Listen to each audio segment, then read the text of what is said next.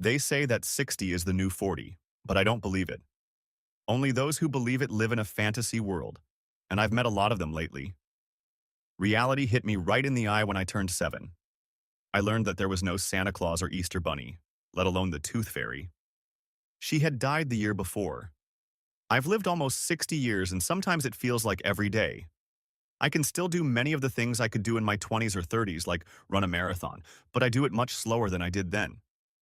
Are there any regrets in my life? Who doesn't have regrets? But after much reflection, I finally realized what it was all about. If you mull over the what ifs instead of saying, I can, you might get into an oak box and call it a day. And I'm not ready for that yet. So I get up every morning, go to work, and give 100%, because that's what they pay me to do. I estimate that I have a little over 9 years left before I retire, and I can do almost anything I want. Will I make any changes in my life? Hell yes. I think the first thing I'll do is move out of that damn retirement village my wife talked me into moving to a couple months ago. You see, she's taken early retirement and is having the time of her life here, and I hate the place more and more every day. Will I change my mind? Who knows, maybe I'll even do it sooner, with or without my wife Sarah. Only time will tell. We had a great house. It was 95 years old and it was listed on our town's historical register.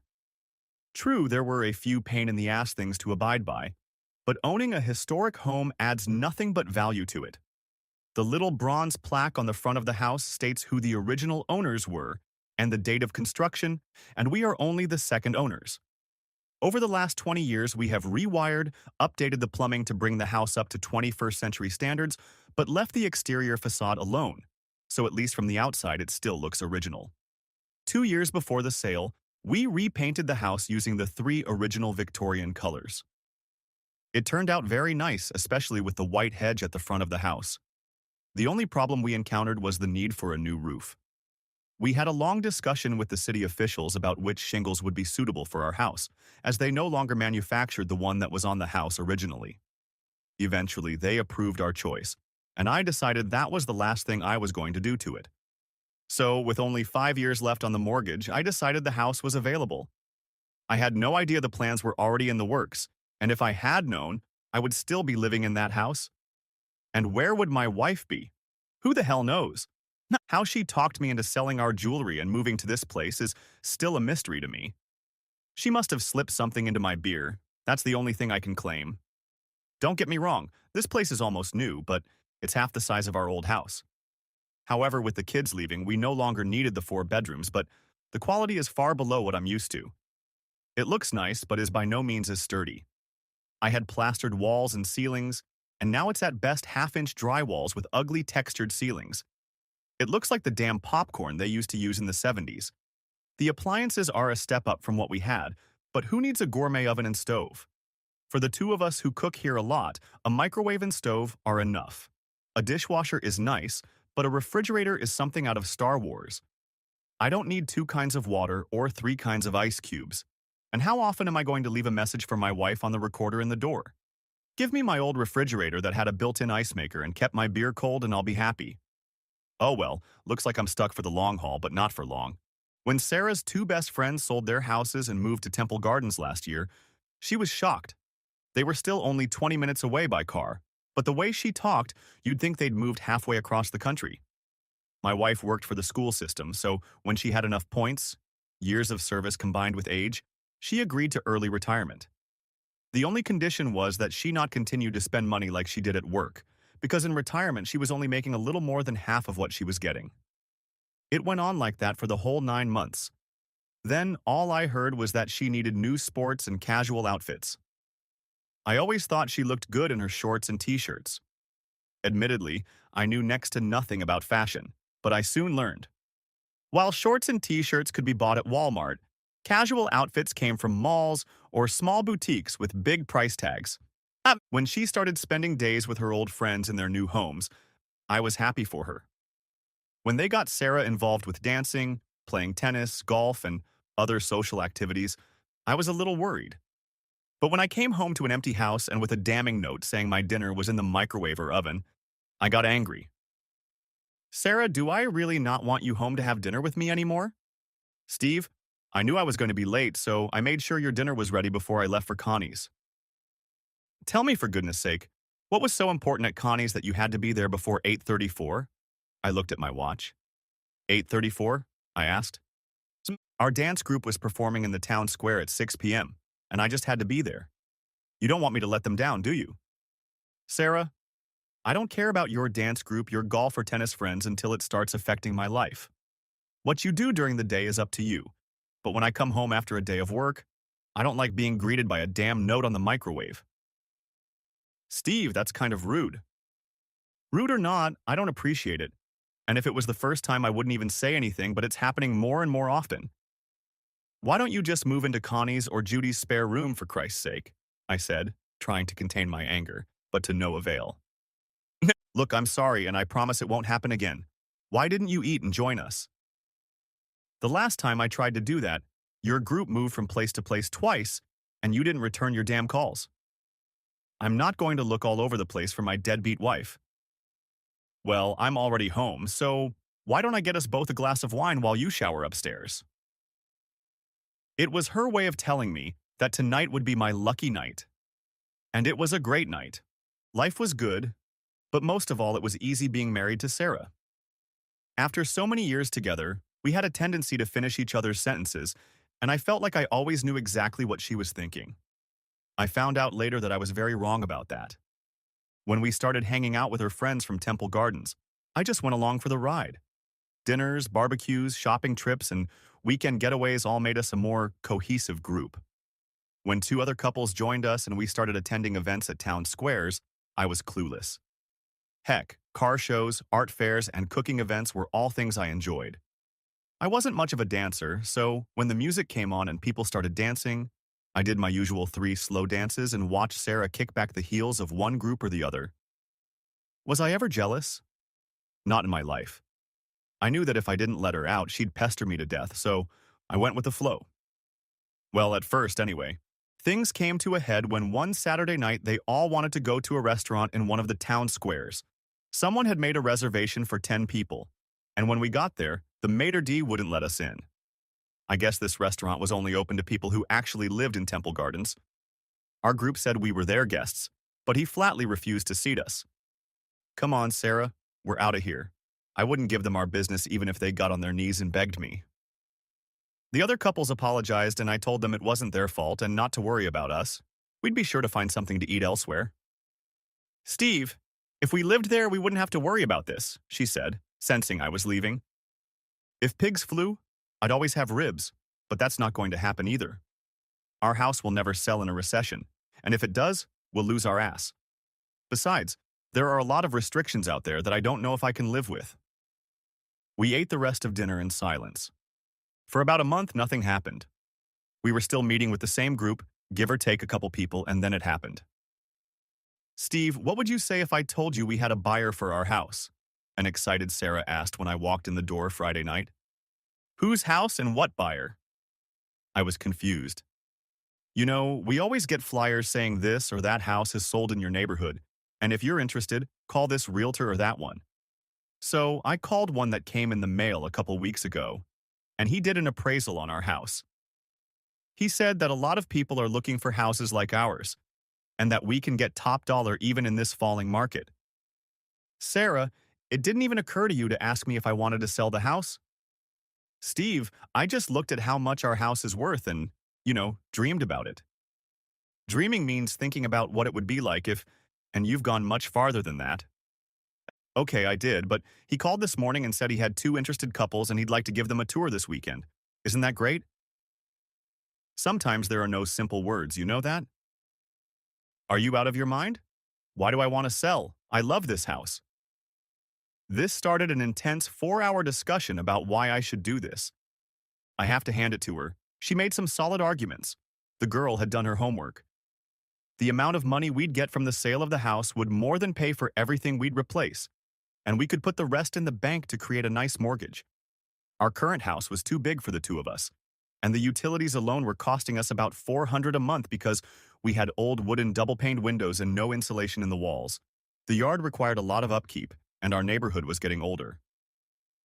Sarah, this is a historic neighborhood. It's supposed to be old. Steve, when you retire, will you want to maintain this house?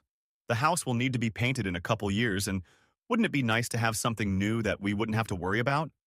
I know you like it here, but don't you at least want to just think about it and see what we can buy? Saturday morning, we met with the realtor. He showed us comparables and what he thought would be a good price.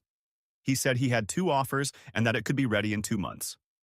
When I asked how much he was charging for the sales commission, I gasped. When I told him it would be 2% less or nothing at all, we finally agreed on 1.25. Why don't we see what Temple Gardens has? I'm sure our friends will show us around. Yeah, I'm damn sure they will, I thought to myself. I went in the other direction.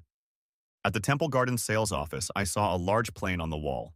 It was huge, like a huge city looming over 3 different counties. He said they already had their 9th expansion and had gotten enough property for 3 more. This is the largest residential development of its kind outside of Sun City, Arizona. We have 16 golf courses, 28 tennis courts, 6 man-made lakes, and 2 town squares with stores and restaurants. In addition, we have every medical facility known to man within a 5-minute drive in 3 business complexes, and next year we are breaking ground on our own hospital. Once you move here, you won't have to go anywhere else to get what you need. We're practically self-sufficient. The only thing I didn't like from the beginning was that only one real estate office was authorized to sell all new and used properties. And the list of restrictions seemed to go on endlessly. I tried not to be negative, but it looked like the developer still had a hand in every aspect of this community. He must be cashing in on it. When he asked what we were looking for, Sarah brought out a typewritten list. Like I said, she had done her homework. We looked at the models, and while they looked nice, there was nothing special about them. When he asked what price range we were aiming for, I said no more than $175,000, which would save us almost $80,000. He talked about what he had in that range and the general location in the complex. Steve, this apartment is only 3 blocks from Judy's house. How convenient, I thought to myself sarcastically. Let's go look at this one, she said, smiling. At least this house wasn't as sterile as the models. It had a few nice little things and even a hot tub in the small patio. But it still seemed small to me, and everyone thought I was crazy when I asked to see the attic. It's not really an attic, the realtor explained. It's more like the space between the ceiling joists. I just want to see how much insulation there is, I told him. There was only 6 inches of blown-in fiber insulation. I immediately discovered 2 more problems, and worry appeared on my face. This is a used house. It's bound to have a few problems, he told me while taking notes. Does this house come with any kind of warranty? And are the owners willing to fix any problems? Mr. Moore, I'll have to answer that question for you after I check with them. But most owners are usually willing to work with potential buyers. I told him I wanted to see at least 3 more properties. He showed us 3 more in about the same condition, and one with a price tag $30,000 higher. This one appealed to my taste. I guess the saying, you get what you pay for, is true, at least in this case. After about 4.5 hours of running around, he invited us to dinner. We discussed price and location, and when I said I would pay cash, his eyes lit up. Perhaps we can negotiate on one of the older models we currently have in stock in the town square area. They usually have all the necessary upgrades and are sold with the furniture, he said, licking his lips. Well, for the right price, my wife and I are willing to do anything. The house was 3 blocks from the first town square built. It was a model, but it had been rented out time and again over the past 5 years. The house came with a 2-year warranty on appliances, as well as the usual workmanship warranty. The home had 2 bedrooms, 2 full baths, and a small den or TV room. The kitchen was open to the large family room, so it seemed much larger. Along with the 2-car garage, everything we wanted and needed was here except the pool. You could put in a small pool, I was told, but the building code requires it be enclosed with a screen. It was the first of many moments that would affect my skin and eventually make me hate living here. But at the time, everything looked pretty good. Over the next week, Sarah, Judy, Connie, and their husbands went out of their way to tell me what a great place it was. The realtor kept asking if I needed any more information, and that he had 2 other couples considering the places he was showing us. I finally made up my mind. If Sarah was going to spend all her time here anyway, I should be in walking distance to find her when I got home from work. 2 months later, our old house was gone, and we moved into the new one. I arranged for them to repaint the kitchen and family room a pale coral color. We ended up having a garage sale to throw out all of our unwanted furniture. Even after signing the contract, I learned that yard sales are not allowed in the new place. Even though the daily commute to work took 20 minutes, it was even better than I could have imagined. Sarah was unabashedly happy, and I spent the first couple months enjoying her fruits almost every night. At one point, I even had to tell her I had a headache. The first major problem came when she wanted a golf cart. Everyone, and I mean everyone, had golf carts.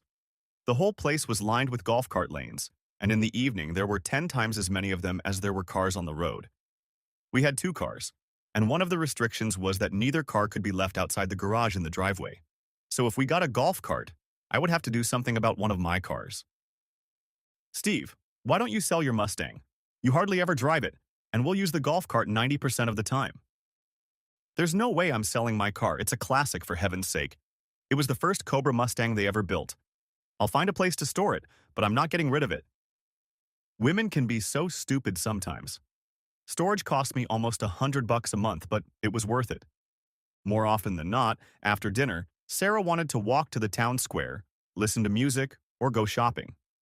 It was fun at first, but over time it turned into an excuse to get dinner over with before bed. Sarah still danced every night. We made new friends daily, but as I said, I danced a couple slow dances and then watched her dance off. The first night I realized that the town square and all the events openly sold alcohol. I guess since people drove golf carts instead of cars, they thought they could drink as much as they wanted, and many did. I don't know how many accidents happened each night, but judging by the way people were gorging themselves on booze, there must have been at least a few. So while Sarah danced, I drank. That's how I met Esther. I was sipping a Miller Lite, watching my wife dance with the band, when an elderly woman in a wheelchair next to me dropped her beer. "Damn, could you pick it up for me?" she asked. "No problem," I said, picking up the beer and wiping the top of the bottle. "Oh, no. Don't worry, the alcohol will kill any germs that are on it," she said with a smile, taking a big gulp. "And if it doesn't, I'm already 87 years old, and I certainly don't expect to live forever." "Well, since most of it's spilled, why don't I get you a fresh one?" I said, standing up. "Just make sure it's not light beer. I don't want to drink diluted rabbit piss if I don't have to." I laughed and headed for the bar. "Here you go, a cold bud." I sat back down, taking the empty bottle from her and handing her a full bottle and glass. "No need for any damn glasses," she said, clutching our bottles together. Taking a small sip, she sighed. "That was just the thing. My name is Esther. Esther Thurman. What's yours?" "Steve Moore. My wife Sarah and I moved here a couple months ago." "And where's your wife today?" "She's dancing over there, fourth from the left in the yellow sundress," I said, pointing to her group. "That's a nice wife you have. Been married long?" 38 years this September." "And why don't you dance with her?" "I'm not much of a dancer except to slow songs. My husband Carl, rest his soul, couldn't dance, but he tried. Hell, I thought he broke his toes more than once. Luckily his hip started bothering him, or I'd have been crippled a lot sooner," she said, taking another long sip of beer. "Son, you better go easy on that or you'll never get home." "I've taken care of that. See that black woman over there?" she said, pointing to a group of women talking. "That's my nurse. She brings me here every night, puts me next to the music, and leaves to visit. Every now and then she comes back to see if I need anything, and she visits me until the music stops. Then she comes back to my place and soon goes to bed. So if I get drunk and pee my pants, she just hoses me down and puts me to bed. Not the best life in the world, but at least I'm still on my feet. Well, here's to being upright." I grinned, touching the bottles again. "Are you fooling around?" A question that came out of nowhere, sending beer up my nose as I coughed, trying to draw in air. "For God's sake, don't die in front of me," Esther said, as she watched me come to my senses. I blew my nose into my handkerchief and tried to pull myself together. "What kind of question is that? And no, I don't want to fool around with you, Esther." "Well, a lot of people here are from that generation who were faithful to their spouses all their lives, raised their kids, worked all their lives, and by the time they retired, bored each other to death. They decided now was the time to let their hair down and taste the forbidden fruit." "Here?" "Jesus, Esther, no pun intended. This place is like a geriatric ward in a hospital," I whispered, but was shocked by her statement. Well, there may be snow on the mountain, but there's a fire raging below, she replied to me, as she finished her beer and motioned for the nurse to bring another. How many beers do you drink a night? I usually stop at 3, but tonight, since you're buying me a drink, I'll have 4. My record is 6, but that was last New Year's Eve and I passed out at about 10:15. That bitch never woke me up. I missed the fireworks. Last time I do that. After 5 minutes, the music stopped and Sarah walked over to where I was sitting. Esther, this is my wife Sarah, and this is my new good friend Esther. Nice to meet you, Esther, my wife said as she extended her hand to Esther. You look good. Are you sure she's only 56? Hell, you don't look a day older than 45. I rolled my eyes, and my wife blushed. Well, Esther, it's time for us to leave. I hope to see you again, I said, holding out my wife's hand. I'm here every night, so unless that fat nurse smothers me with a pillow, I'll see you again. Where did you find her? My wife asked quietly as we left. She was there when I went to sit down. I hope at 87 I'll be as energetic as she is. Thus began my relationship with Esther. She was only 87, she wore her silver-white thinning hair on top of her head, and although she was no more than 5 feet 2 inches tall, she probably weighed 150 pounds. She had moved to Temple Gardens with her husband when he sold his business in New Jersey. They were on the first floor and were entitled to everything that others began paying for years later. As she explained, their first residence was nothing more than a 2-story cabin, but years later they moved into, as she put it, a real house. She had seen the community go from 200 homes to over 20,000. She knew more about what was going on than the community newspaper, something I learned about sooner than I would have liked. Her goal in life was to enjoy life to the fullest every day and live to 90, and every year after that was just gravy, she told me. I saw her every evening when we went to the town square. On each occasion, I tried to buy her a beer. We talked about life, dreams, and most of all gossiped about what was going on in society. How she found out about everyone, I have no idea. And even though at times I thought she was talking complete nonsense, I ate crow more than once. Ma'am, is this seat taken? I asked, holding 2 mugs of beer and approaching Esther's wheelchair. Don't give me that shit, ma'am, and sit your ass down. What do I look like, a damn Southern belle? I smiled. She smiled back and picked up one of the beers. Is your wife with you tonight? Sure, she's over there with that group over there in Western Wear. I pointed to Sarah and about 9 others. You might want to keep an eye on your wife when she's with someone in that group. I don't mean to say there's anything going on there, just that some of the guys have a reputation among the ladies. Esther, they must be in their 70s or so. I think I could kick their asses all at once, I said, puffing up my chest. Okay, smart ass. Just don't come crying to me if anything happens. Nothing will happen, trust me. I looked at her, and she was ready to burst. Okay, what have you got? Her eyes got really big, and a huge smile appeared on her face. You better go get a refill, because this is a tale of 2 beers. I walked over to the bar and grabbed a Corona for myself and a Bud for her. Okay, what do you know about this band? She looked around and leaned closer. They all do it in this group. I looked at her. You've got to be kidding me, right? Some of these guys look too old to even get turned on, I hummed. Steve, looks can be deceiving. The streets used to wind down at 9 o'clock and everyone went home to bed. Now everyone goes home to bed, but usually with other people's wives. I looked at the group that was now doing some kind of dance. How the hell do you know that? See that tall, skinny guy with the black hair? Well, he wears makeup every 3 weeks. He's a retired banker from somewhere up north and lost his wife shortly after moving here. He has a nice pension, a nice car, and he pampers the ladies with wine and dinner. I stared at him for a moment. It's not a big deal. He still has hair, but he's definitely not Don Juan. Steve, in this community there are 2 or 3 single women for every guy. These widows are willing to cut each other's throats to get this guy. He's good looking, he's got money, and he can still score with meat. What more could a woman ask for? I started to interrupt her to tell her she was wrong, but she stopped me. See that bald guy with the earring? He works out at the gym 4 hours a day. He's probably in the best shape of his life, and half the women here, married or not, would jump him in a heartbeat. And I hear he's hung like a horse.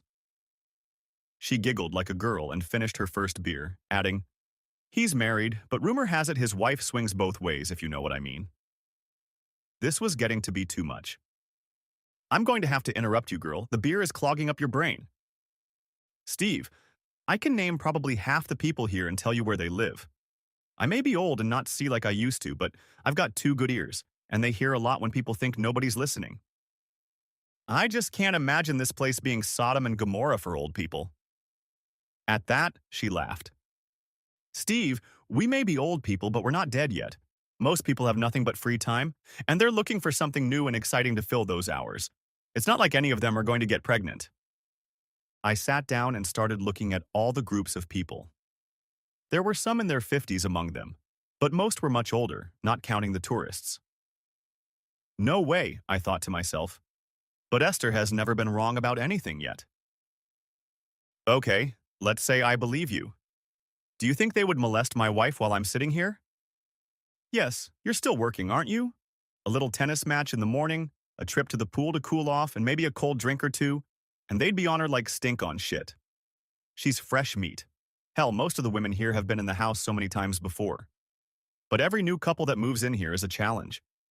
What else do the men here have to think about? Did I believe her? Not really, but I decided to keep my eyes open like I used to. If they wanted to move in with my wife, I'd put a stop to it before they even started. Why don't we stay in our own damn house? We still socialized with her friends and four other couples we were introduced to. After about 4 months, I noticed that Judy and Connie started acting strange around me.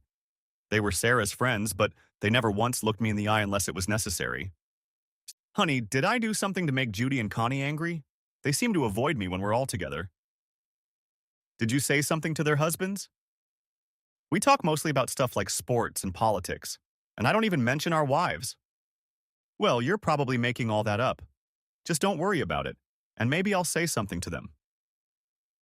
2 weeks later, we gathered in the town square. I danced a few medleys with Sarah before letting her go with our group. Grabbing 2 beers, I went in search of Esther. How come you're keeping me away? Found some other old broad to take my place? She asked, smiling, and reached for her beer. I sat down in the chair next to her and replied, Esther, you know you're irreplaceable. If I were a few years younger, I'd show you what sweet talk can accomplish. I see you didn't heed my warning, she said, pointing her beer at our group. Esther, this isn't a dance band. These are our old friends from where we used to live. I don't care who they are. They're in the same band. They moved here a year and a half ago and have been switching wives for the last 9 months. I think you're wrong on that point, girl. Wouldn't you like to make a little bet? You know, a little wager on the side if you're so sure. I don't want to take your money. Hell, with the way you drink, you'll need everything you've saved up, I said, laughing. Go ahead and laugh, you stupid shit. All I'm saying is that your friends are from the same band. Okay, how do we prove which one of us is right? First, we should make a bet, shouldn't we? How about 1 beer a night? You buy me 1 beer a night whenever you see me here. Esther, I still do that. I know, but I'm letting you. That way you'll owe me and I won't feel so bad about it. Do you feel bad about accepting beer from me? Hell no, I just said that to make you feel bad about trying to take advantage of an old lady. She laughed, taking a sip of the last glass of Bud. Okay, I'll agree to your terms, but we still need to find a way to prove or disprove what you said. Steve, have I been wrong yet? Why can't we just say I'm right and you can go get us a couple more beers? What if we say I'm right because I've known them a lot longer and have been dating them for the last couple years, I suggested. We've even been to parties they've thrown and no one's ever approached me. What about your wife? You say she's known them forever. Why would they approach you when they can talk to her? Maybe they don't even want you to know what they're doing. Have you ever thought about that? I started to remember how and why we moved here. I just can't imagine my wife behaving this way. Whose idea was it to move here? And didn't you say those couples moved here first and talked your wife into following them? I didn't like where this conversation was going. Esther, are you saying that my wife lied to convince me to move here? Steve, I'm not saying anything like that. All I'm saying is that she wanted to stay close to her good friend. Maybe she didn't know they had found a new way of life, but now she had to know. Esther, we have a wonderful life and she doesn't need to go outside of our marriage to get satisfaction. Steve, it's not for satisfaction or all that. It's for the thrill of doing something you shouldn't do and not getting caught. A lot of wives here have caught their husbands doing something weird. Most forgive them because what alternatives could they have? In most cases, the husbands make all the money, and even if they get a 50-50 share, they can't live the way they live now. All their friends are here. They have built a new life here. Why would they risk losing it all for a walk in the hayloft? So they turn a blind eye or join in. Very few break up, unfortunately. The only ones I've seen are when a wife cheats on her husband. Men are much less lenient, and why not? They dump the cheating whore and then pick on all the single women here after that. Esther, they may be part of the group, but not my wife. I've known her most of my life, and she would never do that to me. Not even in a million years. I hope you're right, she said, finishing her bud. You're too nice a guy to get screwed, but I've seen plenty of the same. I need a beer. Do you want one? Do you really need to ask that question? She replied, holding out her empty mug to me. I looked back at the group who were laughing, dancing, and continuing to have fun. She had to be wrong. I took 2 beers, gave the bartender a few bucks, and headed back to where Esther was sitting. I could see that she was watching my wife's group, talking to the women on the other side of her. It looked like all the older women were watching, waiting, and keeping their ears open. It looked like I was going to have to do the same. The music is almost over. I hope I haven't upset you too much, she said, as she swallowed the first bite. It's a bet I don't want to win, and I hope I'm wrong, but I'm never wrong. I'll bet dollars to donuts that she asks you if you want to go back to one of their houses tonight. I've seen them whispering for the last 5 minutes, and from the way they've been looking at their watches, it looked like they were planning something for later.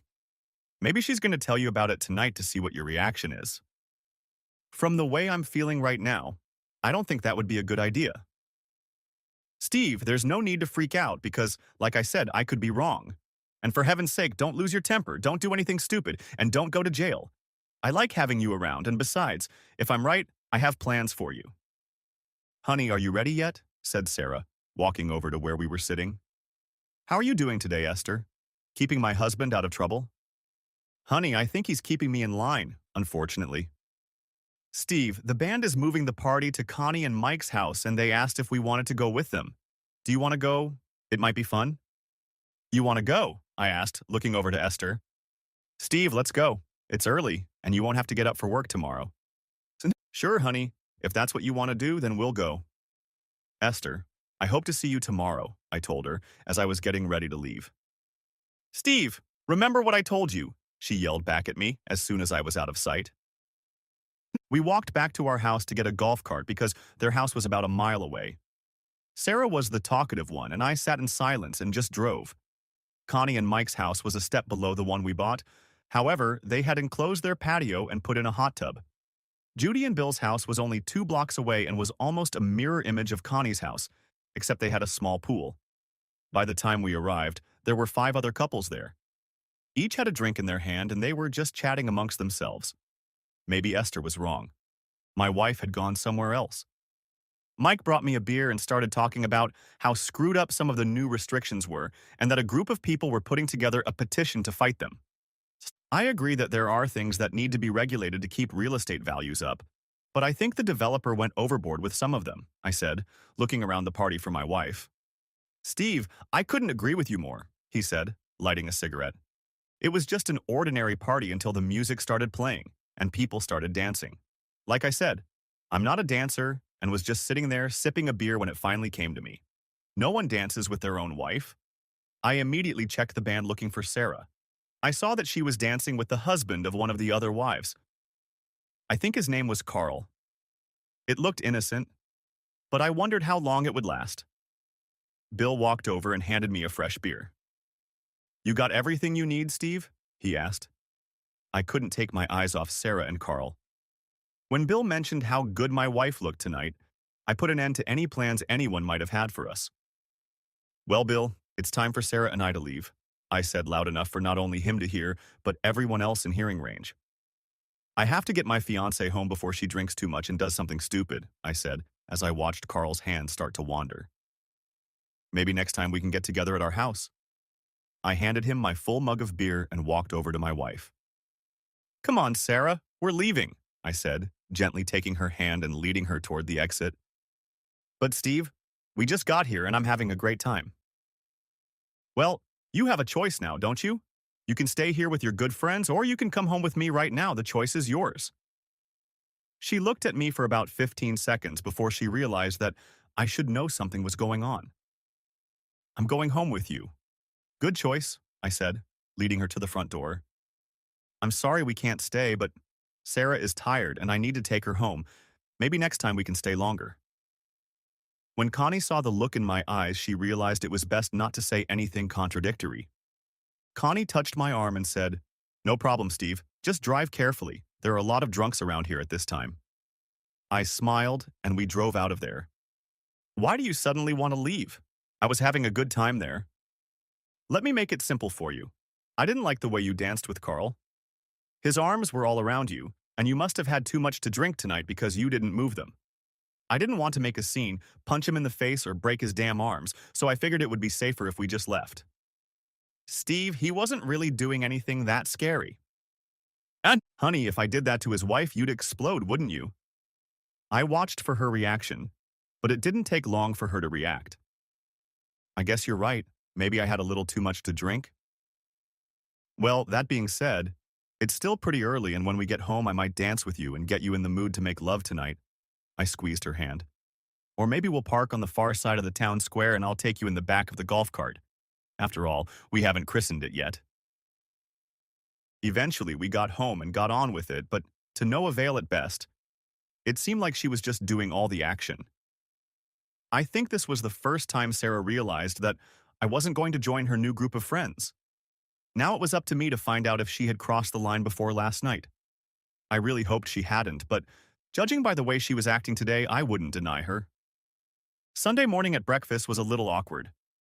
I told her that I wasn't comfortable with her touching yesterday, and that if this continued, we would have to find new friends. Steve, it was probably just the alcohol. I can imagine the pain Carl got from his wife when they got home. Nice comeback, I thought to myself. And since I'm going shopping with Connie and Judy today, I'll mention it to them too. I didn't know you were going out today? Don't you remember I told you about it last week? They're having a 50% off sale at Kohl's and all the wives are going there.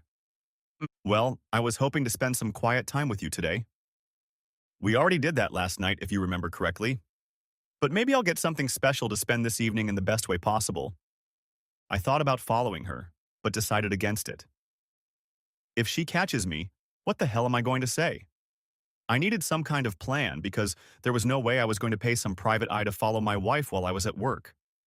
The internet is a wonderful tool, and you can find just about anything on it if you know where to look.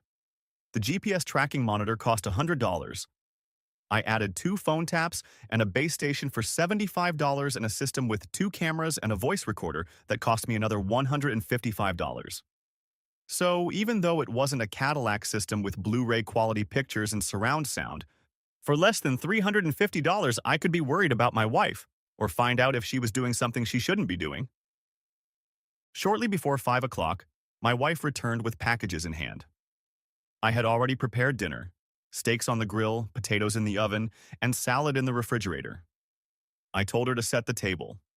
She kept talking about the great deals and said I would see one of her purchases tonight.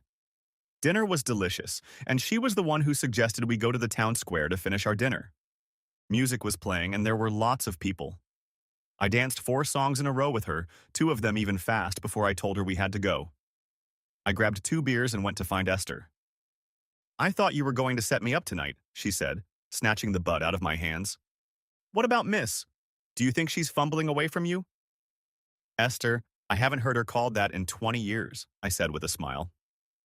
I guess I'm not up on the new terminology, but cheating by any other name means the same thing. I suppose if she could talk you into it, it wouldn't be technical cheating. Well, I'm still not sure about her, but by next week I'll be sure. By Tuesday, I'll have all the monitoring devices installed, and I'll find out for sure, one way or another. And what will you do if things turn out badly? I haven't gotten that far ahead of myself yet. I'm taking one step at a time. We've been together for over 35 years, and I can't imagine life without her. Well, you can always swing with her. I cast her a disapproving glance. Or, if not Sarah, you could take me with you. Hell, I haven't had fun in a million years, and I could probably show these guys a thing or two if they didn't kill me first.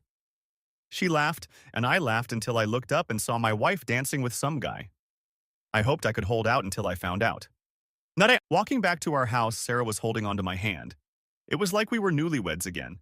When the alarm clock rang, I didn't feel like getting up, and I thought a couple times about calling in sick to work and spending the day in bed with my wife. But damn it, I got up. I'm not 20 anymore, and after the second time, I'd be limping and probably sore, and she'd try to talk me into going shopping with her. For the sake of my pocketbook, I went to work.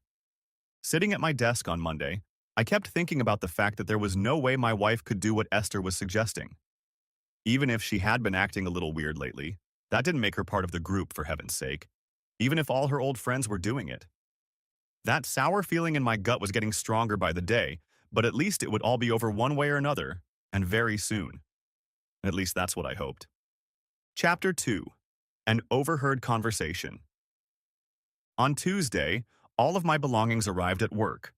I unpacked them, read the instructions, and told my wife I was going to be a little late and to go to the town square without me. Yes, ma'am. Kids, go ahead and I'll meet you there when I get home from work. Are you sure? I can wait for you if you want. No, go ahead and enjoy yourself, but not too much, I laughed. Okay, just don't take too long. I got home at the usual time, and the first thing I did was attach a GPS to her golf cart. Then I put wiretaps on the phones in the kitchen and bedroom and video cameras in the bedroom and living room. I hid the receivers in the garage behind a box on the workbench and hooked them up to our home computer in the living room. The cameras worked fine, and I called the home phone from my cell phone to check the phones. So far, I was pleased with the results. In half an hour, I had bugged my own home and set in motion what I hoped would not be the end of my marriage. I had remote access from my laptop and could connect to anything as long as my home computer was on. I waited another 10 minutes, changed my clothes, and headed to the town square. It was packed, as it was every night. From about 5 o'clock until about 9 o'clock, the square was packed with everyone in town. The only time it was quiet here was when it was raining, and Florida doesn't get rain in the evenings. I saw Sarah and a group dancing in the plaza and noticed Esther talking to two older ladies to the left of the DJ. I grabbed 2 beers and headed over to where Esther was sitting. I saw Ms. come up alone. Thought maybe something had happened to you. I was busy bugging my damn house, I told her with anger in my voice. Steve, sometimes it's better to be blind and stupid if you know what I mean, she said with a concerned look on her face. You're my friend, and I don't want to lose you. She squeezed my hand and looked sad for the first time since I'd known her. I'd rather know one way or the other, because not knowing drives me crazy.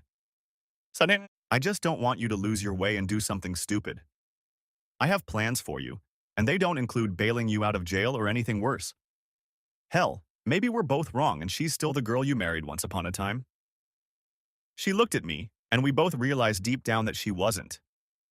Sarah approached me more than once to dance with her, and like a good husband, I did it with a smile, even if I made a fool of myself in the public square in front of God and everyone. Finally, around 8:30 we got back to our house. We didn't make love, as I had too much on my mind and probably wouldn't have been able to commit to it anyway. She asked if everything was okay, and I just kissed her gently and told her I loved her. I fell asleep, or at least tried to fall asleep. There was nothing out of the ordinary on either Wednesday or Thursday. She must have talked to a dozen people, making plans for one event or another. She was a very busy woman. I watched her get up in the morning and get dressed after her shower, and I really wished I was home with her. She had coffee with a few of her friends, and then left and was gone most of the day. Friday at lunch, I decided to check out what she was up to. I watched her sleep and wished I was lying next to her. She then went to the bathroom to take a shower. While she was in the shower, I heard the phone ring. It was Judy. She had left a message for me to call her. Watching her get dressed, I noted again that she still looked great after all these years. Shorts, tank top, and sandals are the uniform of the day, seemingly every day. The camera in the living room was pointed toward the kitchen, and I realized she was having coffee and a bagel when she started tapping her messages. Among them were 2 from groups she was a member of and a short one from Judy that simply asked her to call her. I paused the video and went to get a cup of coffee in the dining room. As I went to get my coffee, I thought about how our life had changed since the move. It had become more chaotic, at least for Sarah. It was like moving from a dairy farm in Wisconsin to the heart of New York City. It was fun at times, especially because of the variety of restaurants, but running around nonstop was not how I envisioned my retirement. The only thing I knew for sure was that when I retired, I would have my own cappuccino machine. The crap that was in the dining room left a lot to be desired. Back at my desk, I hit the play button and watched my wife eat breakfast while sipping my coffee. I almost turned it off because how long can you watch someone eat? Boring. I decided to leave it on for a few more minutes. When she picked up the phone, I had to switch from video to audio from the wiretap. Well, aren't technology marvels? Judy, it's Sarah. How are you? Just making sure you haven't forgotten about today. There was a pause. I'm not sure I'm going today, my wife told her. I told you Steve would never go for it. He's just not that kind of person and doesn't swing for it, so to speak. Judy laughed. Well, you still seem to be enjoying yourself, or so it seems every time we get together. And Carl has been all about you since last Thursday. Last Thursday was pretty crazy, wasn't it? I've never been with two guys before, and it was fun. Weird, but still fun. My heart began to sink into the abyss, listening to the two of them talking. Well, it's only going to be the six of us today. Connie and her husband have a doctor's appointment. Maybe we can get together at your place. I told you from day one that it wasn't going to happen here, and I haven't changed my mind, especially after the last party Steve was at. I love my husband to death, and I would never do that in our house. And well, then we'll meet again at my place. If you can come a little early, I could use some help getting ready. Judy sounded excited now. I cut the connection. For the next 2 hours, I did practically nothing but try to breathe. I hit the Do Not Disturb button on my work phone and turned off my cell phone. I should have gotten angry, screamed at the top of my lungs and rushed home to confront my wife. But in a way, I wasn't surprised. I acted as if someone close to me had died. Shock, sadness, and regret were all I felt. That damn Esther was right again. She had to have a crystal ball or be a damn witch to know what she knew about other people's business. Then I told my boss that I wasn't feeling well and needed to leave. He looked concerned because I probably had no color left on my face. It seemed like all the blood had drained out of my body and I could barely move. That must have been how I felt on life support. Looking at my watch, I didn't even want to think about what or who my wife was doing at that moment. I got in the car and just drove. Even on autopilot, I ended up in the neighborhood where we now lived. If I wasn't so upset, I probably would have driven to Judy's house and kicked everyone's ass, but what good would that have done me? A night in jail wouldn't give me the answers I really needed. I pulled into my driveway, got out of the car and stood in front of the house. I just couldn't get in. I found myself in the town square, sitting in a chair and sucking on some kind of drink. It was just over 4 when I got here, and it had to be at least 6:30 now. I must have been on my 4th mug of beer when I saw a wheelchair stop next to me. I'm sorry. Don't be. You have nothing to apologize for. Besides, as of tonight, I officially owe you a beer, I reminded her, and walked, or should I say slouched over to the open bar. A fresh bud for my lady, I said, with a deep bow. When I returned, Esther looked at me and asked, How much have you had to drink already? Not that much, I quickly replied. Well, getting drunk isn't going to restore her virginity. I know, but after all these years, you'd think I'd seen and heard it all. Steve, she just got caught up in the excitement and was in the wrong company of people. Not everyone here changes wives and copulates with every man they meet. Look at me, I haven't been hit on in years. At least that brought a smile to my face. She doesn't know you know yet, does she? No, but if you leave my car in the middle of the driveway unlocked, she'll think something's wrong. So what are you going to do? I don't know yet. It hasn't gotten to me yet. My biggest question is why. I've already guessed for how long. I know I keep saying this, but don't do anything stupid. I know you're not drunk yet, and I think you should leave it at least for tonight. Hell, if you don't want to go home tonight, you can stay at my place. It's just Fat Lucy and me, and I have an extra bedroom, so you won't have to double up with me, although Lucy might like it. Esther had a way of making me smile, and I liked that about her. I don't know what I'm going to do yet. The only thing I know for sure is that my life with her is over. You know she'll be looking for you here, don't you? Esther, I'm not hiding, especially from her. However, if she's smart, she'll keep her mouth shut. After drinking 5 beers, I considered having a sixth, but decided against it, at least for now. Well, my offer still stands if you need a place to stay. She handed me her address and phone number. My daughter is coming to visit for a couple weeks, but there's plenty of room for everyone. I was about to say something and get her another beer when out of the corner of my eye, I noticed an angry woman heading my way. Esther, I think I'll say goodnight, I told her, pointing to my wife walking in my direction. Maybe I'll see you back here tomorrow night if I'm still alive. I tried to laugh, but it didn't work. Don't get yourself in trouble, are you here? Like I said, I have plans for your ass. Steve, where the hell have you been and why isn't your cell phone on? I looked up at her. My wife, I think it's time we had a heart-to-heart talk, I said, and got up and walked to my house, leaving her there. She started talking at a mile a minute, trying to catch up with me. I turned to her. Will you just shut up until we get home, for God's sake? The look she gave me could have made the salt water freeze. We walked the rest of the way in silence. I had to move your car so I could park in the driveway, she said as she opened the front door. She walked to the kitchen, opened the refrigerator, poured herself a glass of wine and sat down at the table. Mister, you're going to have a lot of explaining to do.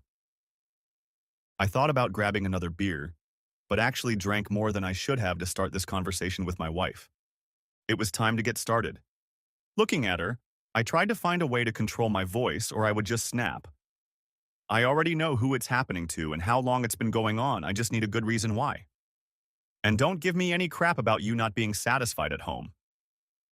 At those words, she realized the deed was done.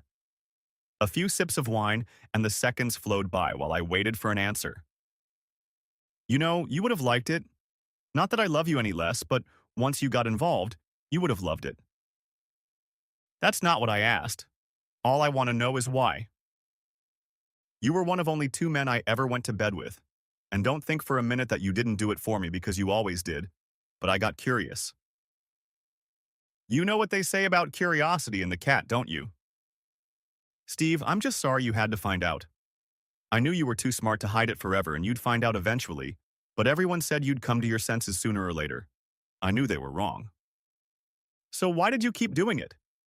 You could have enjoyed yourself, had fun, stopped, and I never would have known. Steve, I'm about to turn 60. I've been a wife and mother since I was 20. I didn't sow wild oats. I've been a good girl, a better wife and mother. Hell, I've been hit on by most of your so-called good friends at most parties.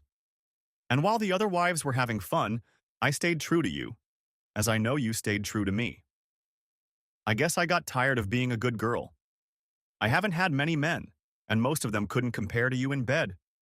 They're not better. They're just different. I suppose you love them 2 at a time now? That made her pull back. I don't know how you know all this, but yes, I've done it with 2 men, but only once. It's not as much fun as with one guy because there's so much going on at once, but at least I experienced it. I love you as much now as I did when we first got married, and you've benefited from what I've learned over the past few months in our bedroom. As you can see, I'm no longer the shy, blushing bride I used to be. I just want to say that nothing has changed and we can carry on as before. If you want me to stop, I'll stop if that's what you want. If you want to try it yourself, well, there are quite a few women I know who wouldn't mind trying you. It doesn't have to be a deal breaker. Now I wished I'd taken that beer.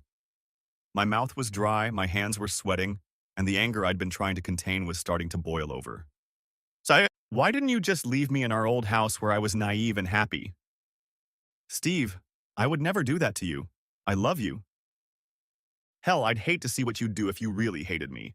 But in my mind, a wife shouldn't give herself to every guy who asks. Did you make Carl smile today? I know how much he was looking forward to seeing you at Judy's this afternoon. Steve, I can't help but say I still love you, and that's just me sowing some wild oats. It's not like I was going to get pregnant or anything. With all that shit, you could have already given me an STD or something worse. Sarah, those guys were sticking it in every woman who spread her legs in front of them. Can you say with absolute certainty that you haven't contracted some kind of social disease? I know I'll get checked out first thing tomorrow, and I suggest you do the same. I think what angered me the most was her cavalier attitude about the whole thing. She wasn't the least bit sorry. She would have stopped if I had wanted her to, but not otherwise. Steve, what are we going to do next? Like I said, I want to stay married and I love you. Although I still love you, Sarah, I'm pretty sure I don't want to stay married to you anymore. You have lied to me for an unknown amount of time. You have made a mockery of what was once a good marriage, and I no longer have any trust left in you. I'll be sleeping in the guest room tonight, and if you want to invite anyone over, I won't bother you. She threw me a disapproving look upon hearing that statement, but I wasn't done yet. Tomorrow won't look any better, but at least now I know where I stand with you. She tried to say something else, but I told her that I had enough lies for one night. I went to the other bedroom and tried to sleep. I listened to her crying and talking to someone on the phone until I was finally able to fall into a restless sleep. I was right. My problems didn't disappear overnight. I showered, shaved, and headed to work. I still looked like shit, and even though my boss told me to leave, I needed to be away from her for as long as possible. I found out online that I was basically out of luck. Florida was a 50-50 state, and everything was split in half. The house, our egg, both of our 401ks, everything. I wanted to cry. I definitely didn't want the house, but if she bought me out, she'd take most of our savings. Since I made more money than her, I would have to pay her alimony, and since my 401k was so much larger than hers, she would get 50% of mine. No matter how I looked at it, I was totally screwed. For the second night in a row, I went straight to the town square. At least tonight I knew Sarah wouldn't worry and look for me, at least not until later in the evening. Well, don't keep me in the bloody dark. What the hell happened last night? And don't leave out any of the savory details. I held out Esther's bud and told her how it all went down, blow by blow. I checked it out online, and I'm about to get destroyed in the divorce on top of that. I looked up as a tall woman walked over and handed Esther a beer. It wasn't Lucy this time. Steve, this is my daughter Catherine. She lives up north and will be spending the next 2 weeks with me. She doesn't drink beer and likes to dance, but don't hold it against her. So, you're the infamous Steve Moore I've heard so much about. From what my mom told me, I expected you to be an 8-foot-tall Robert Redford who can walk on water.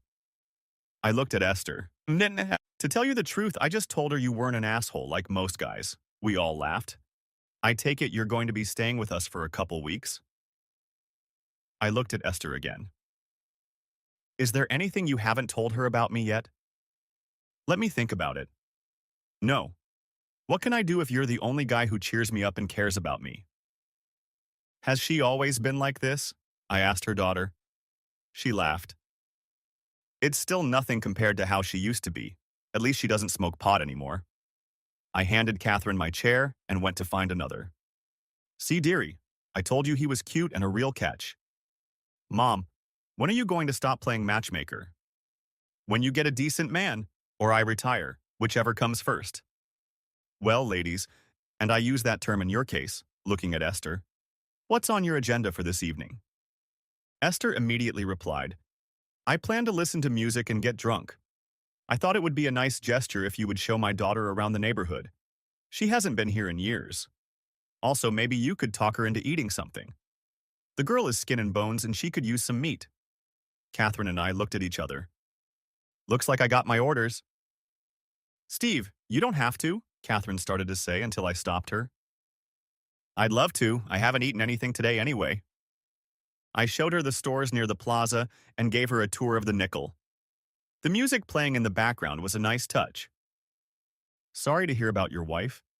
Did she cheat on you for long? I looked at her. Did your mom leave out any details of my life? Not really. She even pointed out a few guys your wife had fun with. I wasn't sure how I felt at that moment, so I just shook my head. Name your poison. This place has every dish known to man. We settled on Italian. We got to talking, or should I say I got to talking. I told her about details her mom hadn't mentioned. I told her I was still working and would probably be working for a while longer. Has your mom always been this wild? Steve, she's relatively calm now. I thought she and my dad would divorce a million times before he died. The best way I can describe my mom is this. She was a free spirit. She smoked, she drank, she partied, but she was loyal to my father all her life. Looking at her, you'd think she was a drifter, but that's what she wanted people to think. Those who kept in touch with her became her close friends. On the other hand, Those who looked down on her, she tried to shame. She likes you, my friend. Sem. With a mother like that, you must have been a wild child. Are you joking? She was the strictest mother in the world. I had the earliest curfew of any of my friends, and she had to date and flirt with every guy I went out with. If any of them even just cast a glance at her, he was done. You see, my mom was beautiful by any standard. My mom's handprint was on the faces of my dad's friends more than once. Like I said, she acted loose, but she never was. When my dad sold his business and moved here, I was more than concerned, but after my mom took over, I knew everything was going to be okay. Steve, my mom was and still is a strong woman with her own opinions. If she likes you, then she likes you. And if she doesn't, God help you. The food was delicious, the conversation enjoyable, and the time flew by. 2 hours later, we came back looking for her mom. She was still where we left her, with a beer in her hand. So, did you have a nice chat about me? I suppose now you're trying to figure out how to put me in a nursing home for my own good, right? Are you kidding? We've been looking for the right guy so you can finally get laid and stop being such a sorry ass to everyone, I teased her, grinning widely. See, I told you he's a head above the rest, always looking out for others and not himself. So, Steve, when are you moving in? Esther, I don't want to impose, especially since your daughter is living with you now. How many damn times do I have to tell you? I have a room, and it's not an imposition. And who am I going to drink with? Those two are lightweights at best. Besides, do you want to spend the night with that whore of yours? Mom. Hey girl, I'm just telling the truth and he knows it. But if he wants to live with a tramp, that's his business. Some guys enjoy sharing their wives and letting them humiliate themselves. I'd never put up with that, but to each his own. Steve, I'm sorry. Mom must have had too much beer and that's what came out of her mouth. No, it's okay. She's only saying what's been on my mind for the last week or so. Why don't I grab a few things and meet you at your place? I need a good night's sleep and I won't get that at my house, that's for sure. I told them I would probably see them in an hour and headed towards the house. I knew Sarah would want to talk again, but right now I needed to be with her to figure out what I was going to do. Where have you been? I was worried about you. Sarah pounced on me as soon as I walked through the door. Just been in the town square making some preparations, I answered her. What kind of preparations? If you want to know where I plan on spending the next few nights? Why can't you just stay here? We can talk and work things out. You still don't get it, do you? I don't like to share, never have, and never will. Do you really think I can just overlook what you've done? And how the hell can I face our supposed friends knowing you've probably slept with 3/4 of their husbands, not to mention how many other guys? I need time away from you to think about what I want to do. Doesn't it matter to you that I still love you? Sarah, people who love each other don't have fun with others behind their husband's back. I think you have a very distorted idea of what love is. Steve, I'm going to stop. I won't do it anymore. But for how long? Until I feel comfortable with you again or until there's a new guy you haven't tried out yet? You've killed all my trust in you. She just stared at me, not knowing what to say. You know what the most surprising thing was? I was pissed at her and mad as hell. But more pissed about losing what I had accumulated over the last 30+ years than I was about losing my wife. What kind of sick and uncaring bastard had made me? I half expected to want to kick all of their asses, and I could easily have done that or enjoyed kicking Sarah's ass, but I guess I looked at her like she just wasn't worth the trouble.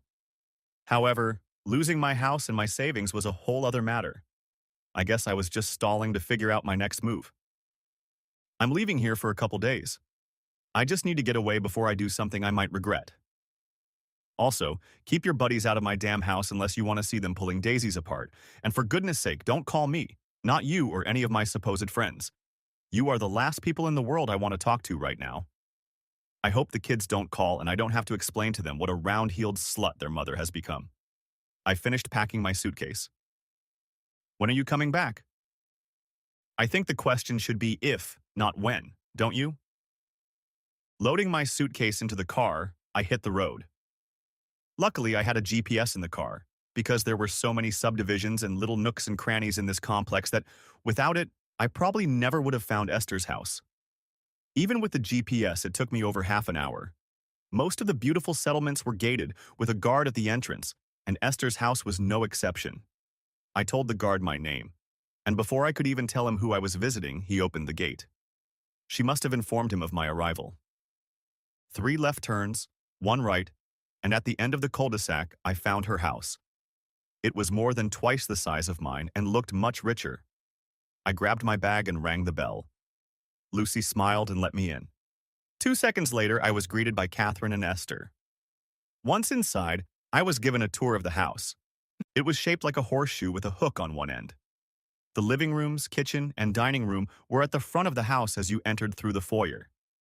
Esther and Lucy's bedrooms were in the left wing, and the right wing was almost completely enveloped by the crystal-clear pool. It was an odd layout, sure, but it gave the impression that the right wing had been invented later or attached to the house. Esther showed me my room on the right side of the horseshoe.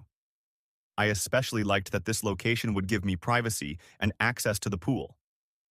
Esther explained that Catherine had a room next to the pool on the other side of the house. Mine, on the other hand, was directly across from her pool at the end of the right side of the house. Steve, don't expect me to wait on you hand and foot. Now you know where the kitchen is, and since you'll probably be gone before I get up in the morning, Lucy will put the coffee pot on so you can have a cup before you leave if you want. There are always bagels and stuff in the fridge for you to eat. If you want something special, give Lucy a list. We eat dinner at 6 every night, but if you're dining out, be sure to warn Lucy so she doesn't cook something for you. That's all the rules. Make all the noise you want, because by 10 o'clock I'll be dead to the world anyway. If I die in the night, just make sure that bitch Lucy doesn't blindly steal me before they put me in the ground. This was said in complete seriousness to Lucy, who rolled her eyes at what she heard. Knowing Esther, Lucy was probably used to it. We talked for a few minutes. Esther wanted to know every detail of what was going on between Sarah and me. She was definitely a nosy old broad. Catherine just sat there, sipping wine from her glass. Apparently, she was used to having these conversations with her mother. "Time for bed," Lucy said to Esther as she walked over to her wheelchair. "How many times have I told you not to sneak up on me, woman? Damn, are you trying to give me a heart attack?" "No, ma'am, just trying to get you into bed, that's all." "Remember what I told Steve? If I'm dead in the morning, the maid did it." Lucy directed her back to the room. "Welcome to the madness," Catherine said with a half-smile. "Can you imagine what I've had to put up with all my life? Now it's like water rolling off a duck's back.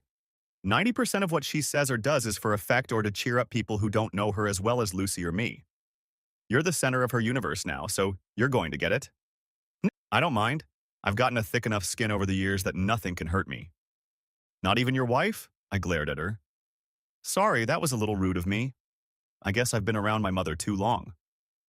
"Don't worry, I've gotten over it. I think she thought our life was too boring and she needed to spice it up a bit. What bothers me the most is that she's not even sorry. She seems sorry for getting caught, but not for what she did."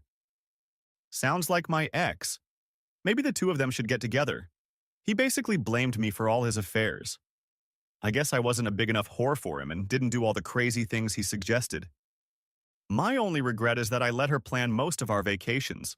I always wanted to go on a cruise, but we never did. She hated the thought of being stuck on a ship, no matter how big it was. So we flew here and there, and while it was fun, I would have loved to just sit back and do nothing for 7 days. "Let someone else cook and serve me for a change," I told her, letting my thoughts wander. "You would have loved the cruise. My only problem with them was that my ex was going there to hammer away at anyone who bought into his stupid phrases. Why I stayed with him for so long, I'll never know. My mom must have told me about 20 times to leave him. When she hired a private investigator and got proof of 3 ongoing affairs, I finally got rid of him. And like I said, the reason he said he was cheating was because I was a cold fish in bed. How do you warm up to a man who just dumped his last girlfriend and wants to grab another bite before bed? I was hot, tired, and had to unpack. I apologized and said Friday morning would come too early and I'd better go to bed. I hung up all my clothes, brushed my teeth, and flossed. I was about to take a shower when I suddenly remembered the pool outside the door. What the hell? Turning off the light, wearing only the skin on my back, I snuck outside and slipped into the pool. It was cool and so refreshing. I floated on my back, swam a lap or two, and was already holding onto the sides when I looked toward Catherine's room. As far as I could tell, she was about 55, though she looked younger. Her dark brown hair was cut and styled short, so it was probably easy to care for. I think she had a pretty good body, but a little thick in the hips. I wasn't sure, but it seemed to me that she had more meat on her bones than Sarah. They both had similar blue-gray eyes, but Catherine had much fuller lips, the kind of plump lips made especially for kissing. I wondered if she'd had Botox injections. I took another lap and climbed out of the pool. It was refreshing. Afterward, I was going to get a good night's sleep, which I did. Everyone except Lucy was already asleep when I left around 6:30 the next morning. There was a note on the counter with a key to the house and a latch key to the gate. I picked up the note and read, "I suppose you'll need them." I waved to the guard on my way out and spent the next 8.5 hours doing as little as possible to get through the day. I thought about taking Sarah off the medical registry and removing her from the list of beneficiaries of my 401k and company life insurance policy. Maybe next week, I thought, as I headed to my new abode. Even though I told her not to, Sarah still left me a voicemail letting me know she missed me and still loved me. I deleted it. I opened the gate, drove up to Esther's house, parked, and opened the front door. As I stepped inside, I could smell the delicious odor of food cooking. Unlike those nights when there was a note on the microwave telling me where my dinner was, this was going to be a real home-cooked meal. Baked chicken breast, baked potatoes, whole green beans, and a green salad rounded out dinner. The dessert of the evening was cold, whip-cold watermelon, and strong, rich coffee. Around 6:30, Esther announced that we were all going to the town square. "You two take the other golf cart," Esther told Catherine and me. Lucy carried Esther and her wheelchair into the garage and loaded them both into another cart. It struck me that Lucy did this alone almost every night. After 5 minutes of Esther's whining and scolding, the two of them set off, and Catherine and I followed. "Are you dancing, Steve?" she asked me on the way. "Yes, but not very well. I like having a beautiful woman in my arms, and I can do a few slow dances, but I'm not up to country music." She laughed. "So you don't even know how to dance the grapevine?" When I gave her a look that said she didn't even ask, she said, "Okay, I'll leave that subject." See, now Esther had already half finished her first beer when we found a parking spot. She saved 2 chairs for us next to her. Can you believe it? Some old dumbass wanted to steal those chairs, even when I told him I was saving them for you. He told me I wasn't allowed to save the chairs. I told him I'd kick his ass if he laid a finger on them. He left, but he wasn't happy. "I see your wife is here with all her friends," she said, pointing to the square. "If I didn't know any better, I'd swear she's trying to rub your nose in what she's doing." I didn't think she was right, but nothing could surprise me now. As the slow song started up, I held out my hand and asked a surprised Catherine to dance. She looked at me, then at Esther, and then stood up. We stayed on our side of the square, and I tried my best not to step on her heels. I didn't have to worry about her because I knew from the first step she took that she wasn't a beginner. For a few minutes, I thought she was even in the lead as we moved flawlessly across the square. Had I asked Catherine to dance because Sarah was here? Yes and no. Yes, because she was here, and no, because I wanted to see how Catherine would feel in my arms. It had been forever since I had hugged or danced with another woman other than Sarah. When the song ended, we went back to our chairs. "You guys looked good together," stated Esther as we walked back to her chair. "Steve, I thought you said you had 2 left feet. You're not a bad dancer for an old man." Catherine giggled, but I couldn't get angry because that's exactly what I told her. Catherine and I must have danced for another half a day. I even tried to dance closer and closer to Sarah's group. Sarah, on the other hand, danced almost every dance. "Steve, I don't like being used. It makes me feel cheap and dirty. So, if you really don't want to dance with me, rather than make your wife jealous, I'd rather you didn't ask me out again." I guess I was trying to show her that I'm not completely devastated, but I do enjoy dancing with you, believe it or not. You're not as scrawny as my wife. I regretted saying that as soon as it came out of my mouth. Not as well fed? Are you saying I'm fat? Not at all, it's just that I don't have to worry about holding you tight. With Sarah, I was always afraid I'd break a couple of ribs if I squeezed her hard. You need to work hard on how to give a girl a compliment. It's based on honest meaning. You just don't pitch it well. She was right. Now let's try it again. She repeated. Why do you want to dance with me? Because you're such a wonderful dancer and so light on your feet. Good recovery. You can still do well, she said, laughing. When we looked back, we saw Esther waving at Lucy, inviting her for another round. Shortly before 9 o'clock, we all went home. Sarah had watched me dance with Catherine more than once, and at one point I thought she was going to come over and talk to me. God, I'm so glad she didn't. Back at the house, Esther said goodnight to me before Lucy put her to bed. Lucy asked me if I could look at a few things in the house that needed repair. I told her that I would have all day Saturday and would be happy to fix anything that needed fixing. Catherine and I talked until almost midnight. She told me about her early days with Mom and Dad, which must have been both comical and crazy at the same time. We parted ways and I went back to my room. For the second night in a row, I stripped off my clothes and plunged into the cool, dark water. Nothing like being in the water on a hot night to lower your body temperature. When the lights went out at Catherine's, I didn't pay much attention until I noticed the curtains were still open. Luckily, it was dark, or she probably would have seen me in the pool in full uniform. I swam a few laps, but mostly swam on my back. 20 minutes later, I was out and on my way back to my room. My wife said I wasn't ashamed, but no one could see in the backyard and it was dark in here. Besides, the only rooms facing the pool were Catherine's and mine. On Saturday, I did a million things, from fixing jammed doors to leveling cabinets to pulling tons of hair out of the sink and bathtub drains. Several sprinkler heads had to be replaced and a leak under the kitchen sink had to be fixed. By 3 o'clock, I had finished what I could and was sitting by the pool with the crown in my hand. I knew I kept you around for a reason, Esther said, rolling up to me. I figured if you had your own house, you'd know how to fix some of the things around here, and as always, I turned out to be right. Hasn't anyone done anything around here in the last 10 years? I had a repairman for a while, but he fooled me every month saying he repaired this and that, but never did shit. After I let him go, I only brought someone in when something broke. Well, tomorrow I'm going to Home Depot to pick up a few things and fix the rest of the items. She smiled for a second and then took on a serious expression. Steve, I have access to a good attorney, and he's at your disposal. I've told him about your situation, and he'll do the paperwork for free. However, he did make one suggestion that you may or may not like. He told me that if you are afraid of losing half of what you own, then just do nothing. Nothing? Replied I. That's right, nothing. She can live her life and you can live yours. Strip her of everything you can, take half the money from your checking and savings account, and live separately. If there is no divorce, you will still own half of the house and can tell her what goes on in it, even if you don't live there. And if something happens suddenly, you will have time to hide what you earn now. It's not ideal, and she won't get what she wants. That is, unless you want to go back to her. You don't want to, do you? Not a chance in hell, but I'll have to get a few things I want to keep. Steve, it's still your house. The lawyer told me you can come and go as you please. I liked that idea.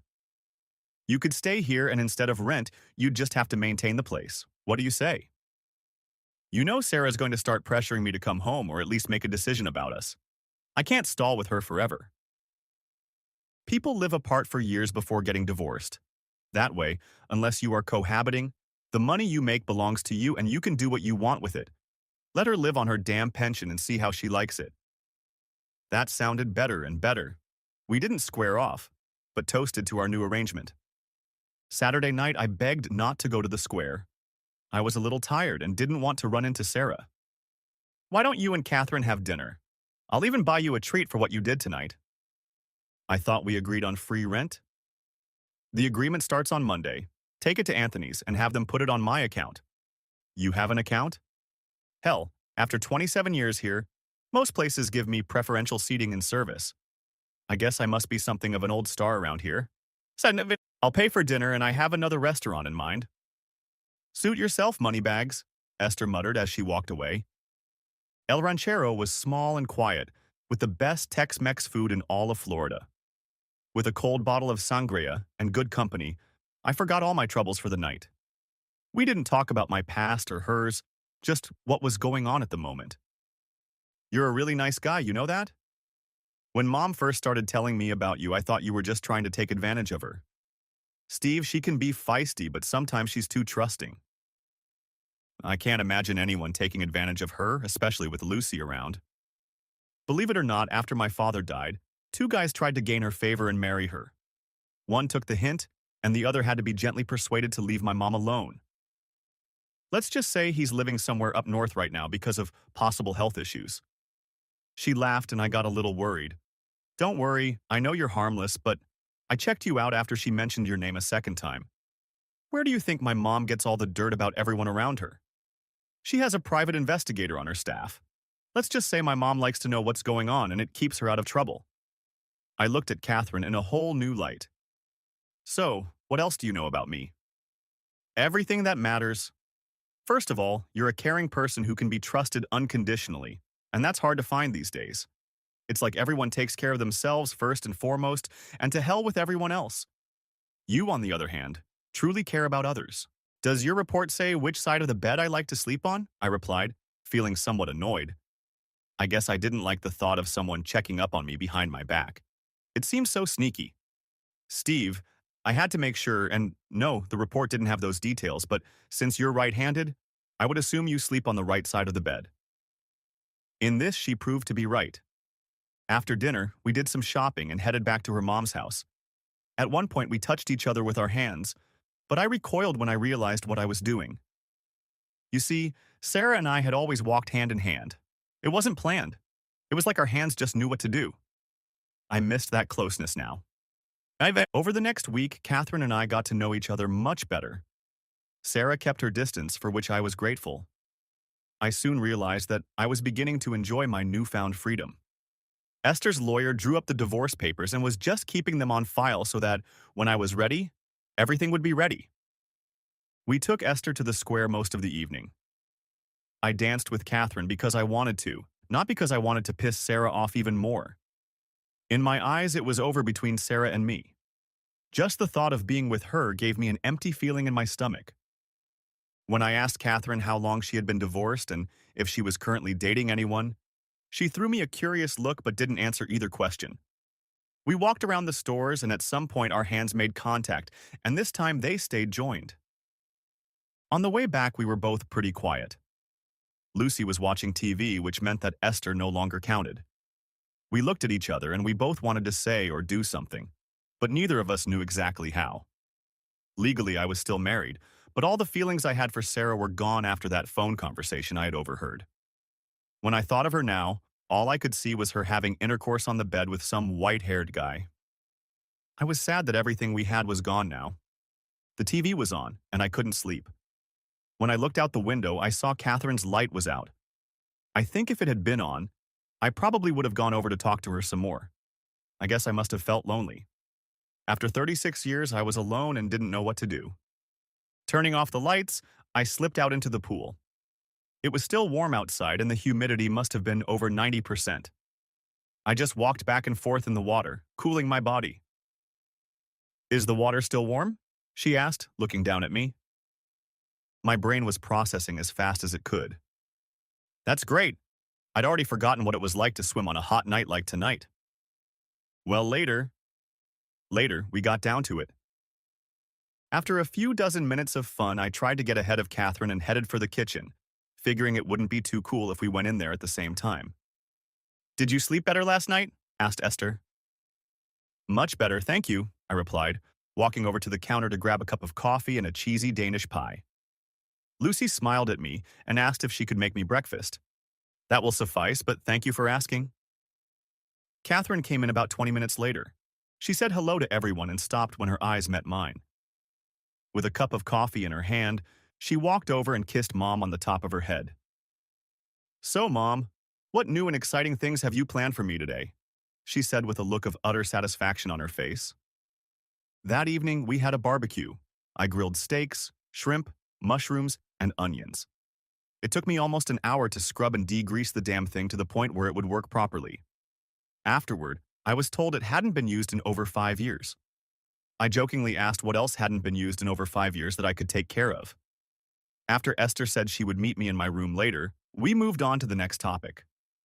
I spent almost 6 hours between Home Depot and the house changing air conditioner filters, pouring Freon into her car's air conditioner, and recalibrating the sprinkler timer. I made a checklist of things to do and told Lucy to let me know when she saw something that needed attention. That evening, we all went to the town square, and as always, Sarah was there. This time, however, she came over and asked to speak to me alone. "When are you coming home?" That was the first question out of her mouth, followed by, "Are you going to divorce me over this?" "Sarah, I'm not doing anything right now. I don't know where you and I will end up, but right now I don't want to be around you. I feel like a pawn that's been manipulated into doing something I didn't really want to do. And with your flippant attitude about sowing oats, I'm not sure we'll ever be husband and wife in the old sense of the word again." "Well, for how long? A week? A month? 5 months? I need some idea." "In other words, you need to know when I'm coming home so you can get the guys you're having fun with out of the house before I get there? God knows I'd divorce you in a heartbeat if I knew you were having fun with anyone in my house." "Our house, Steve, is our house. So you want to have your parties on your half of the house?" "I'm not going to have parties in our house, never have and never will. I just need some idea of what you're looking at and whether you're going to stay with that old lady forever." "This old lady, as you call her, was the one who told me about your adventures and who you were doing it with. She told me about your dance buddies, and when I told her that you wouldn't cheat on me for anything in the world, she just told me to watch my back. And when your friends couldn't look me in the eye anymore, I had to put two and two together. So this old lady, I suppose, turned out to be more observant than your own husband. Things weren't going the way she'd planned. I just want to know we have a chance." "There's always a chance," I replied. "She wants you to come back?" asked Esther as I returned to my small group. "So, she just asked if we still have a chance, that's all." "Did she give you a time frame?" "No, I only told her that I wasn't going to divorce her right now and that I needed time." "I told you he wasn't stupid," Esther said to Lucy. "She thought you'd go back to the tramp, but I was betting on you." Catherine's eyes and mine began the visual foreplay. "Catherine, do you want to dance?" I asked, holding out my hand to her. "Let's show my wife what a good dancer I've become." Of course, I was still a shitty dancer except for the slow songs, but I tried anyway. I saw Lucy and Esther laughing when I stepped on Catherine's foot. She was happy when I decided to end the evening. Was I expecting a repeat of the previous evening's encore? I didn't expect one. Rather, I hoped for one. Looking at the clock, I waited for Lucy to tuck Catherine's mom in and was about to turn off the light when I heard a knock on the door. I turned off the light and opened the door. Catherine burst into the room. "I'm not going to sleep tonight," were the last words I heard out of her mouth for the next 2 hours. This is how most nights with Catherine went until I realized we only had 2 nights left. Lucy would throw one glance at us here and there, but Esther didn't seem to notice what was going on between us.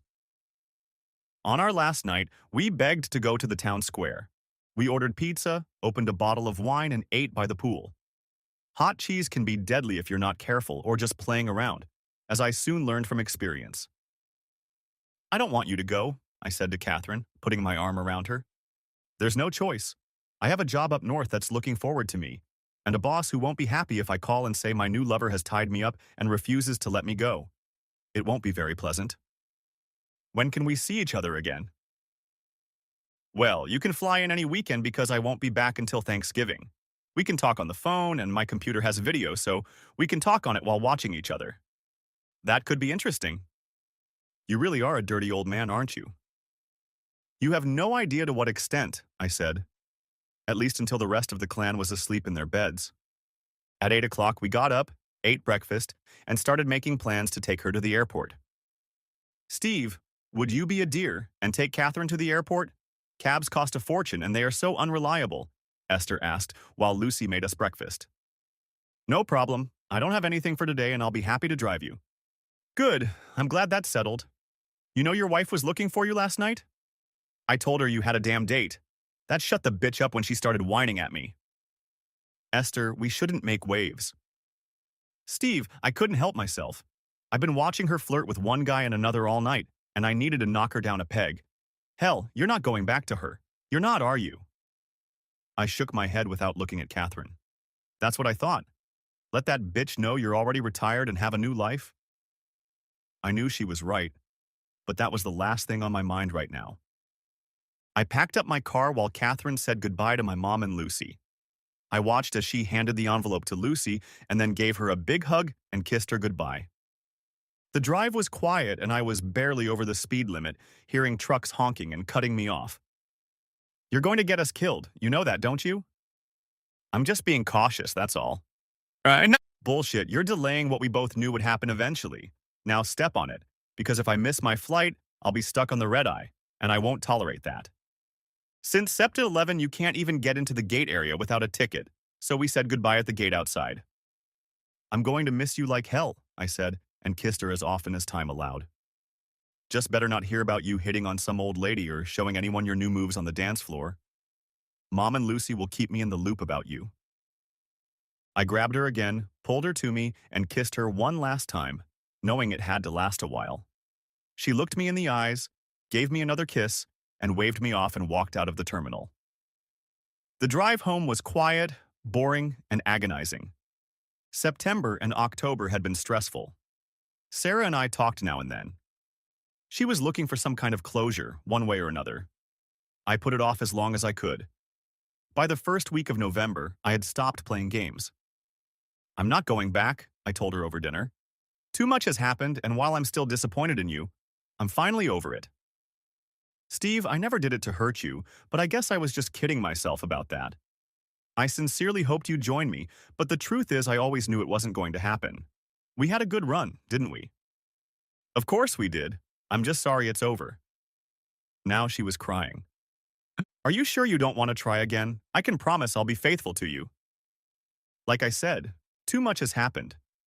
When we dated someone, I always asked if you slept with them, and don't even get me started on your relationship with Connie and Judy.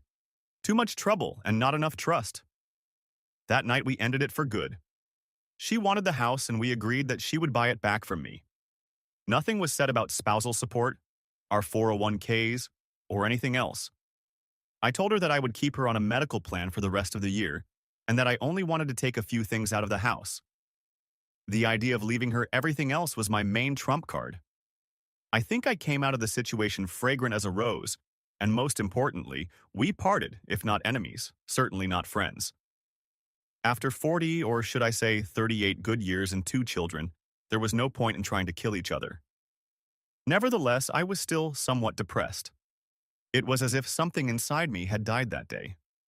Esther and Lucy gave me a wide berth for about 2 weeks, and then informed me that it was not my place to mope.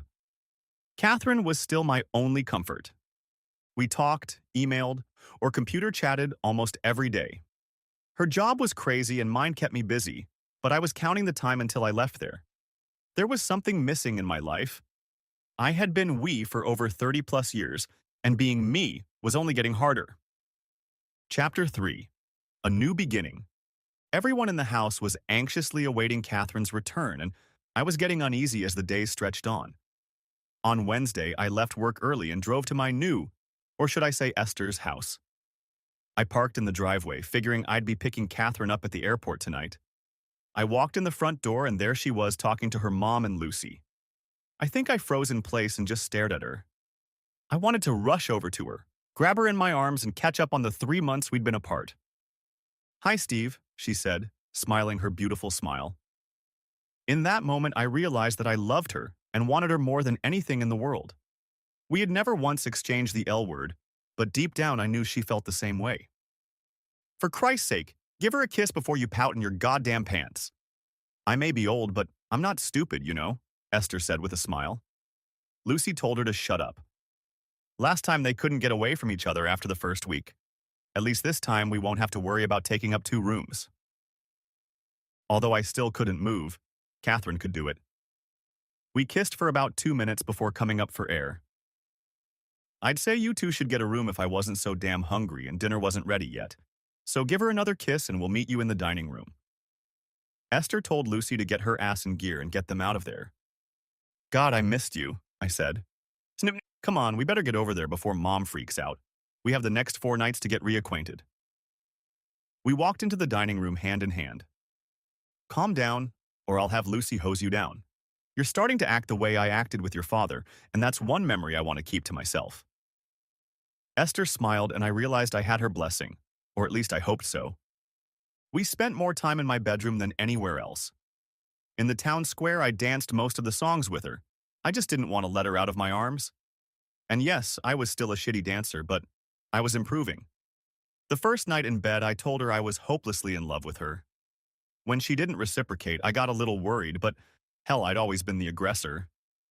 When I reached out to touch her the next morning, she was already up, dressed, and having breakfast with her mom when I arrived. Did you sleep well? Esther glared at me, probably expecting me to blush or something. I would have, but your daughter kept me up most of the night. Catherine nearly coughed up the last sip of coffee.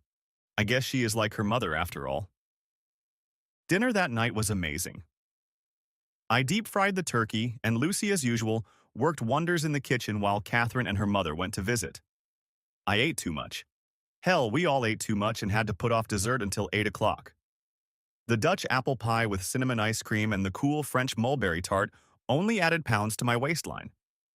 We had leftovers for the next 2 days. Never cook a 22-pound turkey for 4 people. Friday night, after the wonderful lovemaking with Catherine, she wanted to talk. And I mean talk for real. Steve, where are we going with this?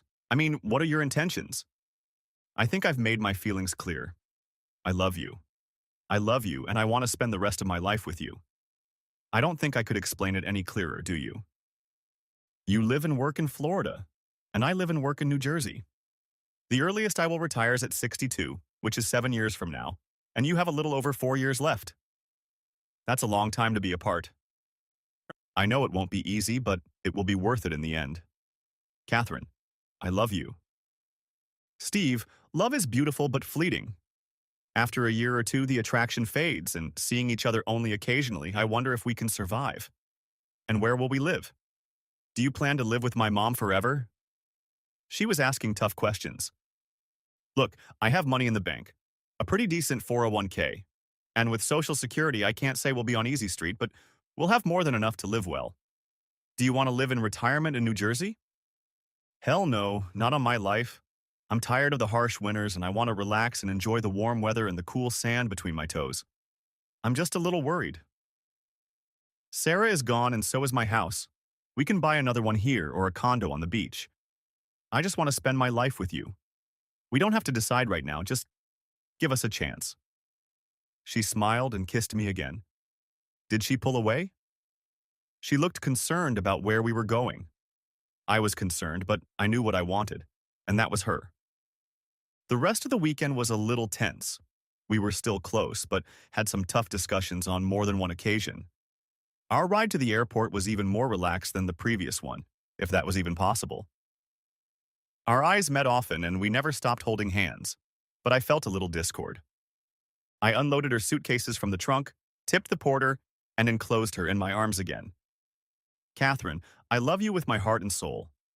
I know it was a little fast and perhaps a little excessive, but deep down I know it's the right thing to do. Please think about it. I don't require any firm commitment from you, just think about it, about us. She looked up at me and smiled, kissing me sweetly to warm me up, at least until the next phone call. She walked out of the terminal. I felt a chill run down my spine, the way you get when you say someone just walked over your grave. For the first time in years, I was scared of losing something I'd grown attached to. Esther gave me a concerned look when I got home. And then it hit me. It wasn't home. This was Esther's home, and I was nothing more than a guest. A welcome guest, but a guest nonetheless. In an unusually warm and caring voice, Esther said to me, "You read too much into what my daughter says. I've known her much longer than you have, and she's just a little scared, that's all." I wanted to believe her, but I wasn't as sure as she was. Catherine was due back for vacation, and I already had at least some sort of plan in my head. The change was slow, and I didn't fully realize it until Lucy had a family crisis and had to leave for 2 or 3 days. Lucy, take care of what you need. I can handle everything around the house. You have no idea what you're getting into. Maybe I should take a temporary job until I get back.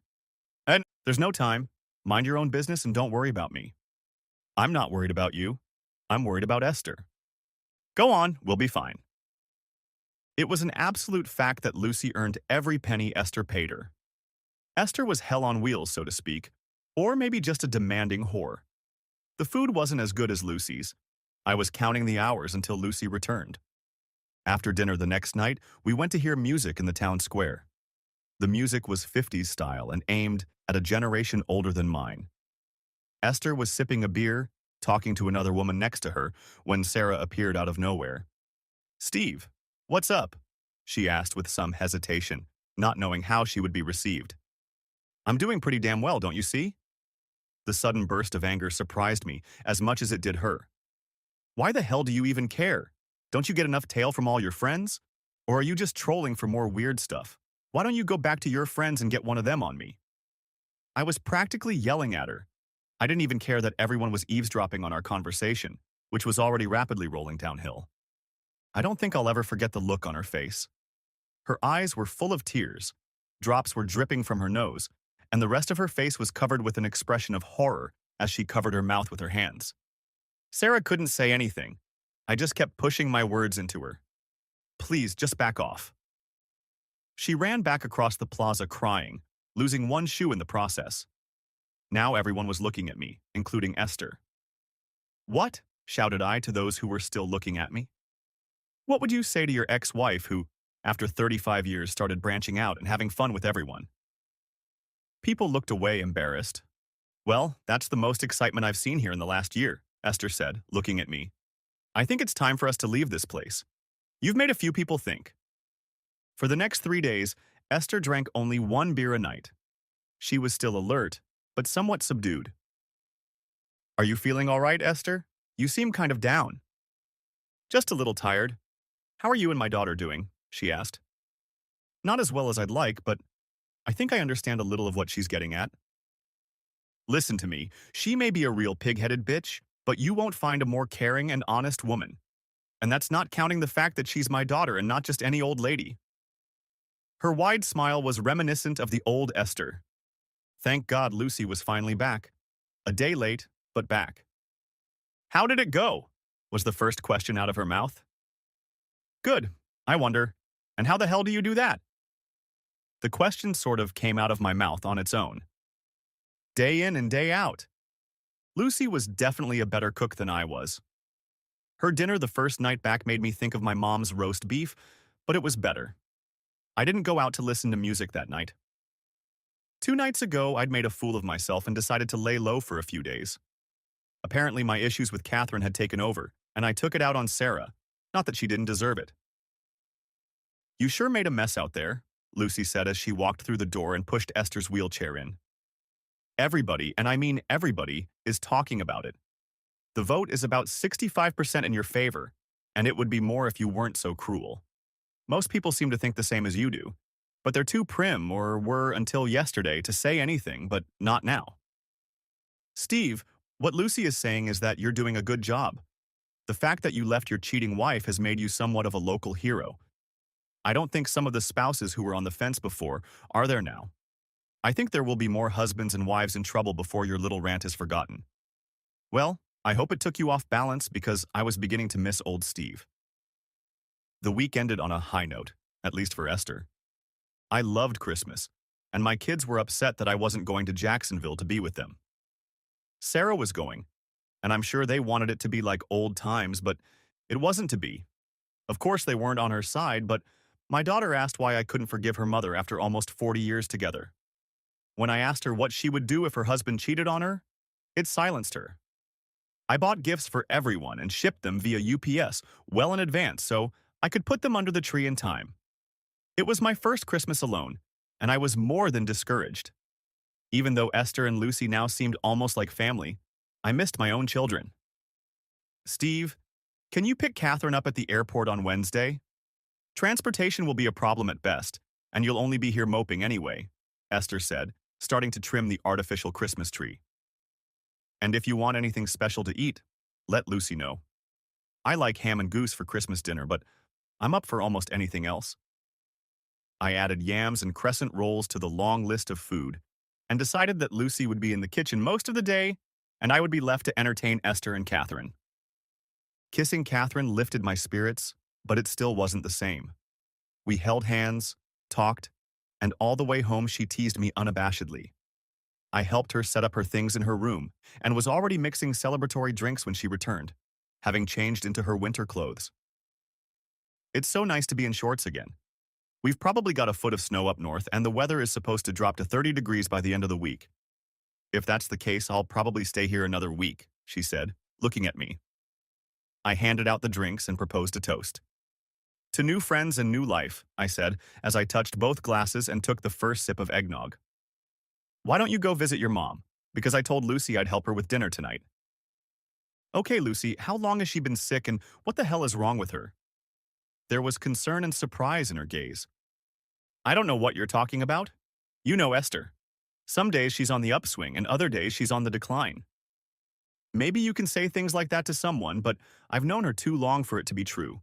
When she drinks one beer all night and looks lethargic by 8 o'clock at night, that means something's wrong, and I want to know what. She's 88 years old, and besides having a bad heart, high cholesterol, and arthritis, she has the vigor of a 50-year-old girl. I knew you would see this while I was gone, which is why I was going to hire a temp to fill in for me. She's just tired and it's getting worse. Her arms are cramping up, and I've had to increase her medication twice this year to keep her pain-free. What did the doctors say? Steve, she's on a maintenance program. She can't be cured. Only medication will make her life more tolerable. And don't you dare tell her I told you anything. She says it's her business and her business alone. She'll fire my ass if she even suspects I'm telling you or Catherine anything.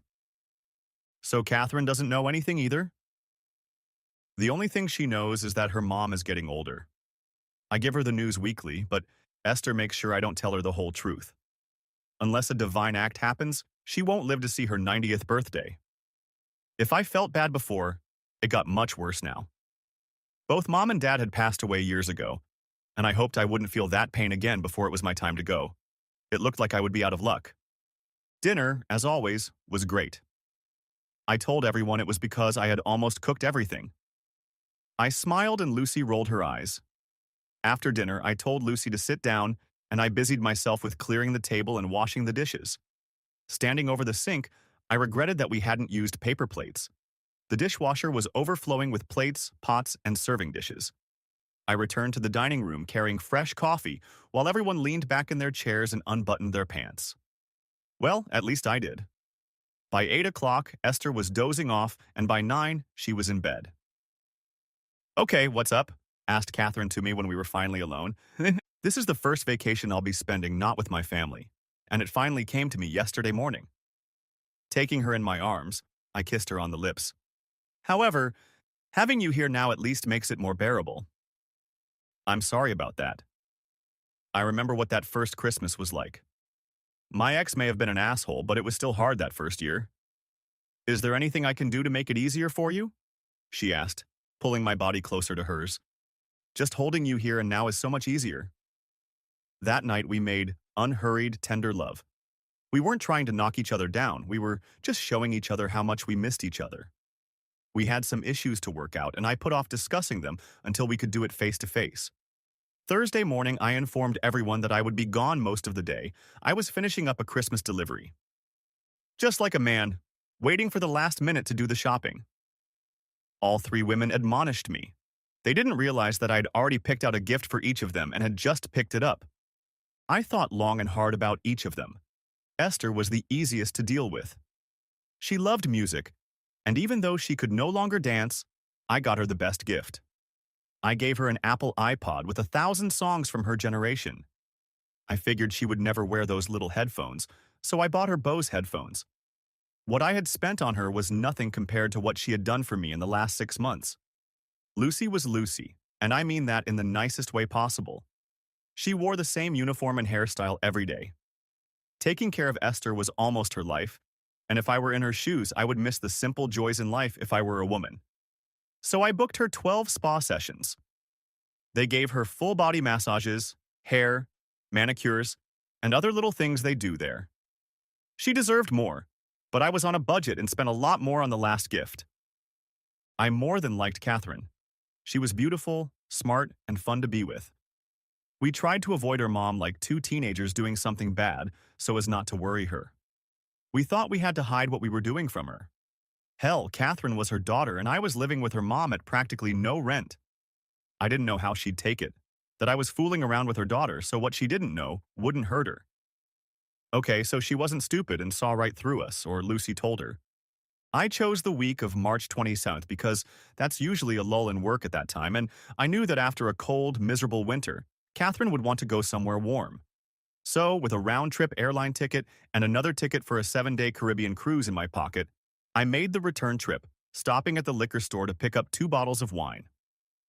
We always opened presents on Christmas Eve, even after the kids were separated. We'd eat dinner late, build a fire in the fireplace, put on some quiet music and see what others had bought us this year. No toasters or blenders from me. It was always something personal, from underwear to bath soap, perfume, or other specially selected items. Sarah always bought what she needed, so Christmas was all about things she didn't need but might want. I didn't care what she bought me because I was waiting for that same gleam in her eyes when she opened my presents. That look was a better gift than anything she could buy me. We didn't have a big dinner on Christmas Eve. Salad, vegetable casserole, and stuffed chicken breasts made up our dinner that night. The pecan pie was in the oven and became dessert after we opened our presents. I felt like a little kid. I was excited and almost bursting with anticipation, waiting for everyone to finally sit down in the living room. When everyone had gotten their presents under the tree, I announced that I would be playing Santa today. I knelt down and started pulling out one present at a time. As I thought, no one knew what I wanted, but they were close to it. Food items. You can never go wrong with those. Nuts, chocolate, wine, and exotic flavored jams. That's what I got. When Lucy opened her gift, her eyes sparkled. I think it was something she would never have bought for herself. When I told her they had a hot black masseuse, I think she blushed. Even though Esther was good with computers, she wasn't really into electronics.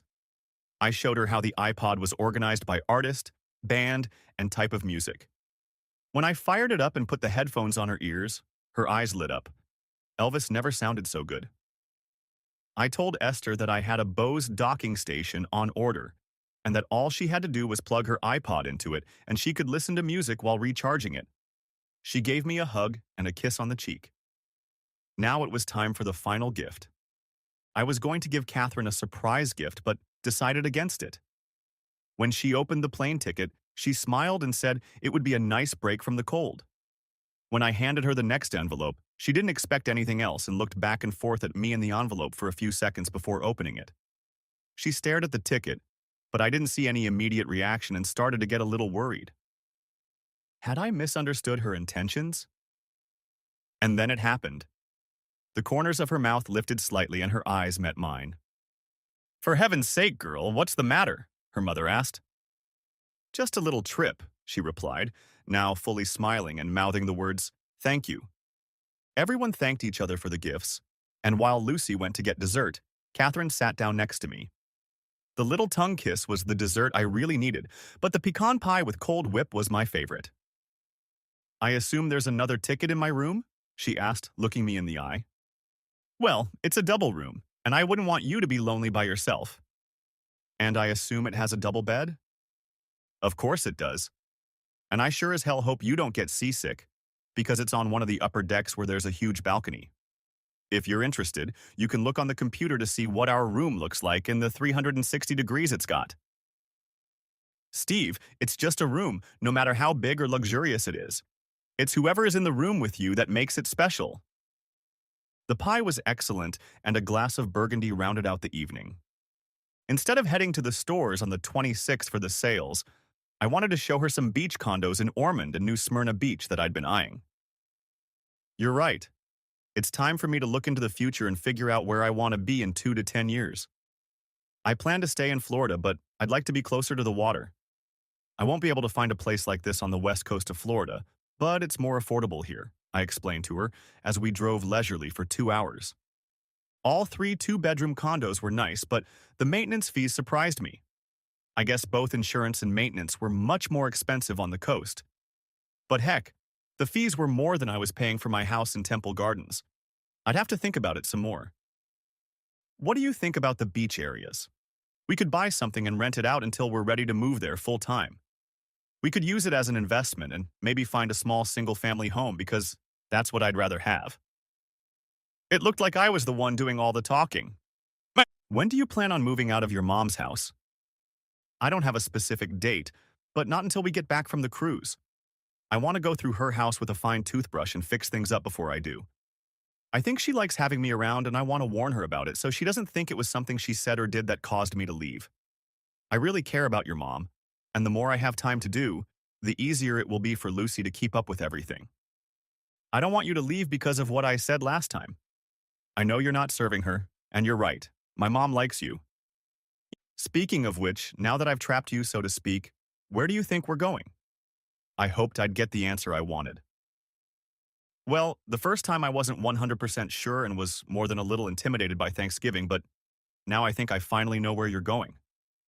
I hope you mean we, I replied. You, me, we. It's all the same thing. I just don't know how a long-distance romance will work out. The distance between Florida and New Jersey can't be called insurmountable, but it's a long way away. And what if you find someone else? Say another hot old lady seduces you and takes you away from me? How hot is this girl you're thinking of? Short brown hair, 6 feet tall, small mole on her right cheek? It's a beauty mark, not a freaking mole. Okay, I'll correct that. A mole on her right cheek, nice looks, the sweetest lips I've ever kissed? Doesn't that describe her? Don't you know that love makes you deaf, dumb, blind, and stupid? She smiled.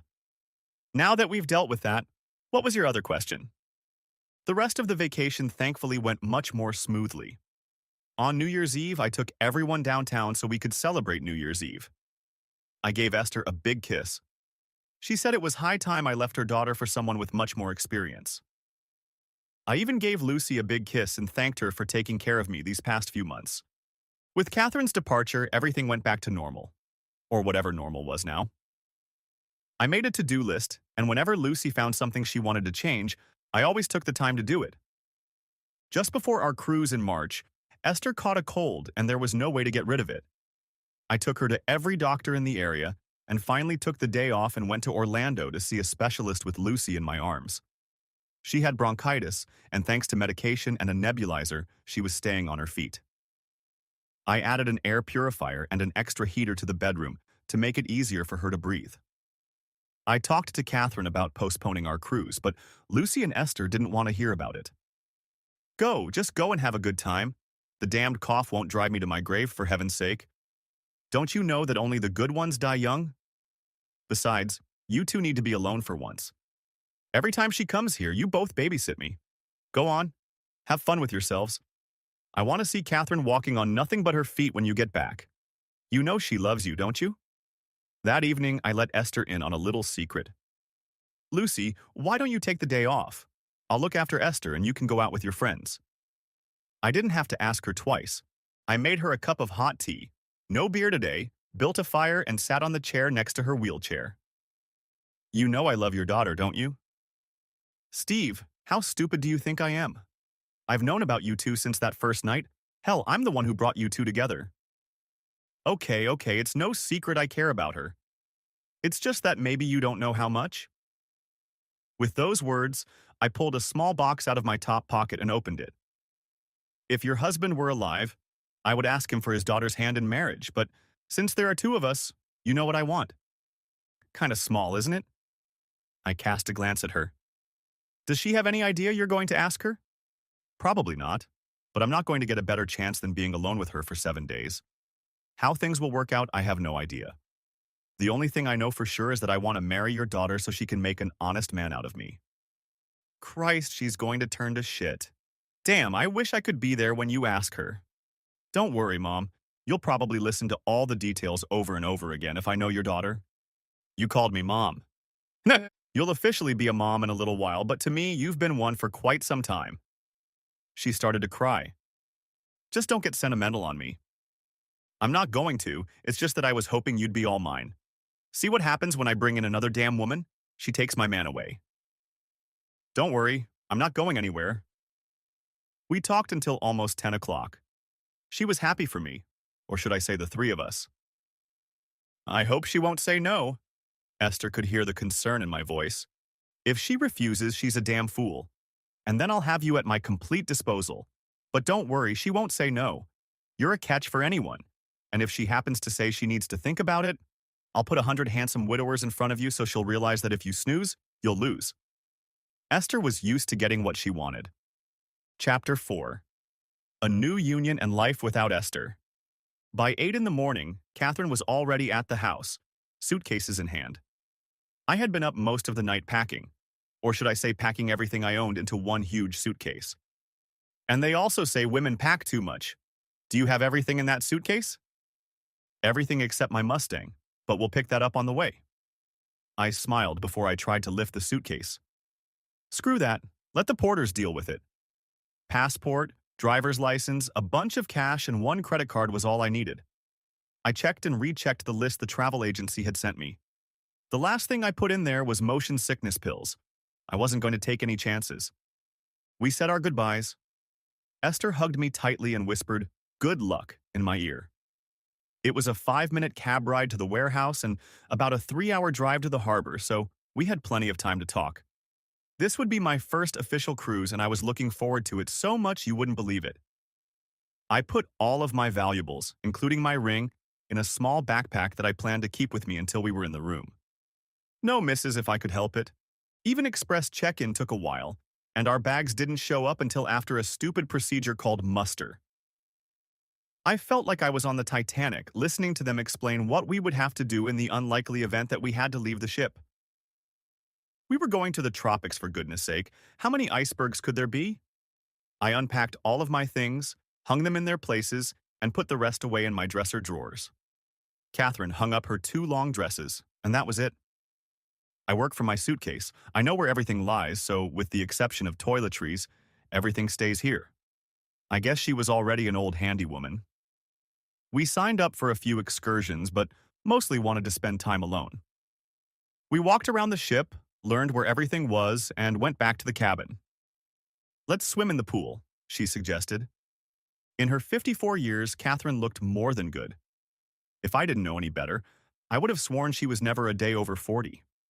More than once, she was looked at by both teenage boys and those much older than me. It got to the point where I didn't want to leave her alone for a second. When I went to the buffet to get us some fruit and a soft drink, there was a guy sitting on my lounger talking to her when I got back. Even through his dark sunglasses, I could see what he was looking at. I was standing there with both hands full of food when they finally noticed me. "Honey, you're back." "Steve, this is Dawn. Dawn, this is Steve." "Steve, I'd shake your hand, but it looks like you already have it." "Kate, maybe I'll see you again," he said as he stood up.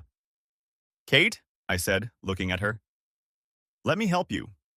She stood up and took both shot glasses. After that incident, I never left her side. We had a late dinner, so after changing into something more appropriate, we walked the decks until 8 o'clock. There was a crowd of people waiting to get into the dining room, but within 5 minutes we found our table and were seated. I ordered us drinks and a bottle of wine for dinner. There were 3 other couples sitting at our table. John and Tracy were in their early 50s. Linda and her new husband Paul were in their early 20s, and you could tell by just looking at them that they were newlyweds or close to it. The third couple arrived late. Kevin was in his early 40s and his wife April was no more than 29. It looked like he had a trophy wife. We went around and introduced ourselves to each other and discovered that we came from different walks of life and were scattered all over the United States. When Catherine said this was my first cruise, everyone added their own tidbit about what I just had to do, but to each person they said it would be unforgettable. Dinner was long and drawn out. Finally, after finishing her wine, Catherine suggested we take a walk around the deck. And that's when my cruise went down the drain. All the damn exterior doors had steps to keep the water out during a storm. I opened the door and ran into one of them, falling flat on my face. Then, to top it all off, the door slammed on my foot. Embarrassment and shame don't even come close to describing what I felt. Catherine was trying to open the door again when the steward rushed to her aid. Feeling even more clumsy, everyone helped me up. It was then that I realized I had a bit of a problem, feeling pain in my right leg. A quick trip to the nurse's station confirmed that I had a slight ankle sprain. "Lay down for a couple days and you'll be good as new," the doctor instructed me. "Take 2 pills 3 times a day for a few days. Keep it elevated, and you'll be back on your feet in no time." He handed me a small bottle of pills that looked like large aspirins to me. "Great, just great," I muttered quietly to myself as I watched him put a bandage on my ankle.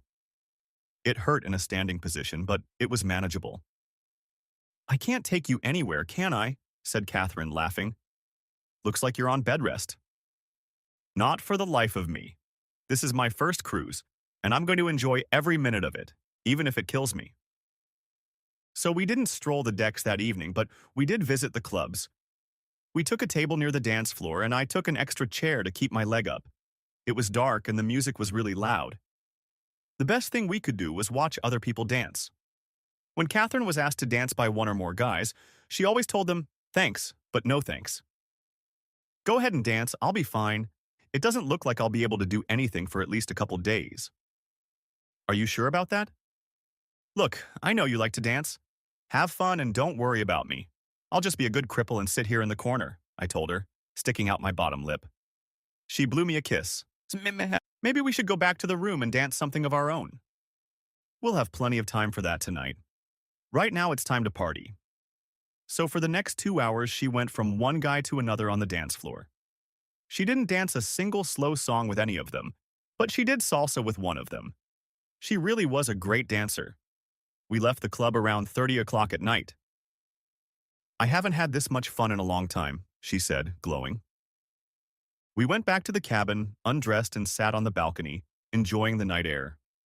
Holding her hand, I walked over to her, kissed her, and told her it was a good idea.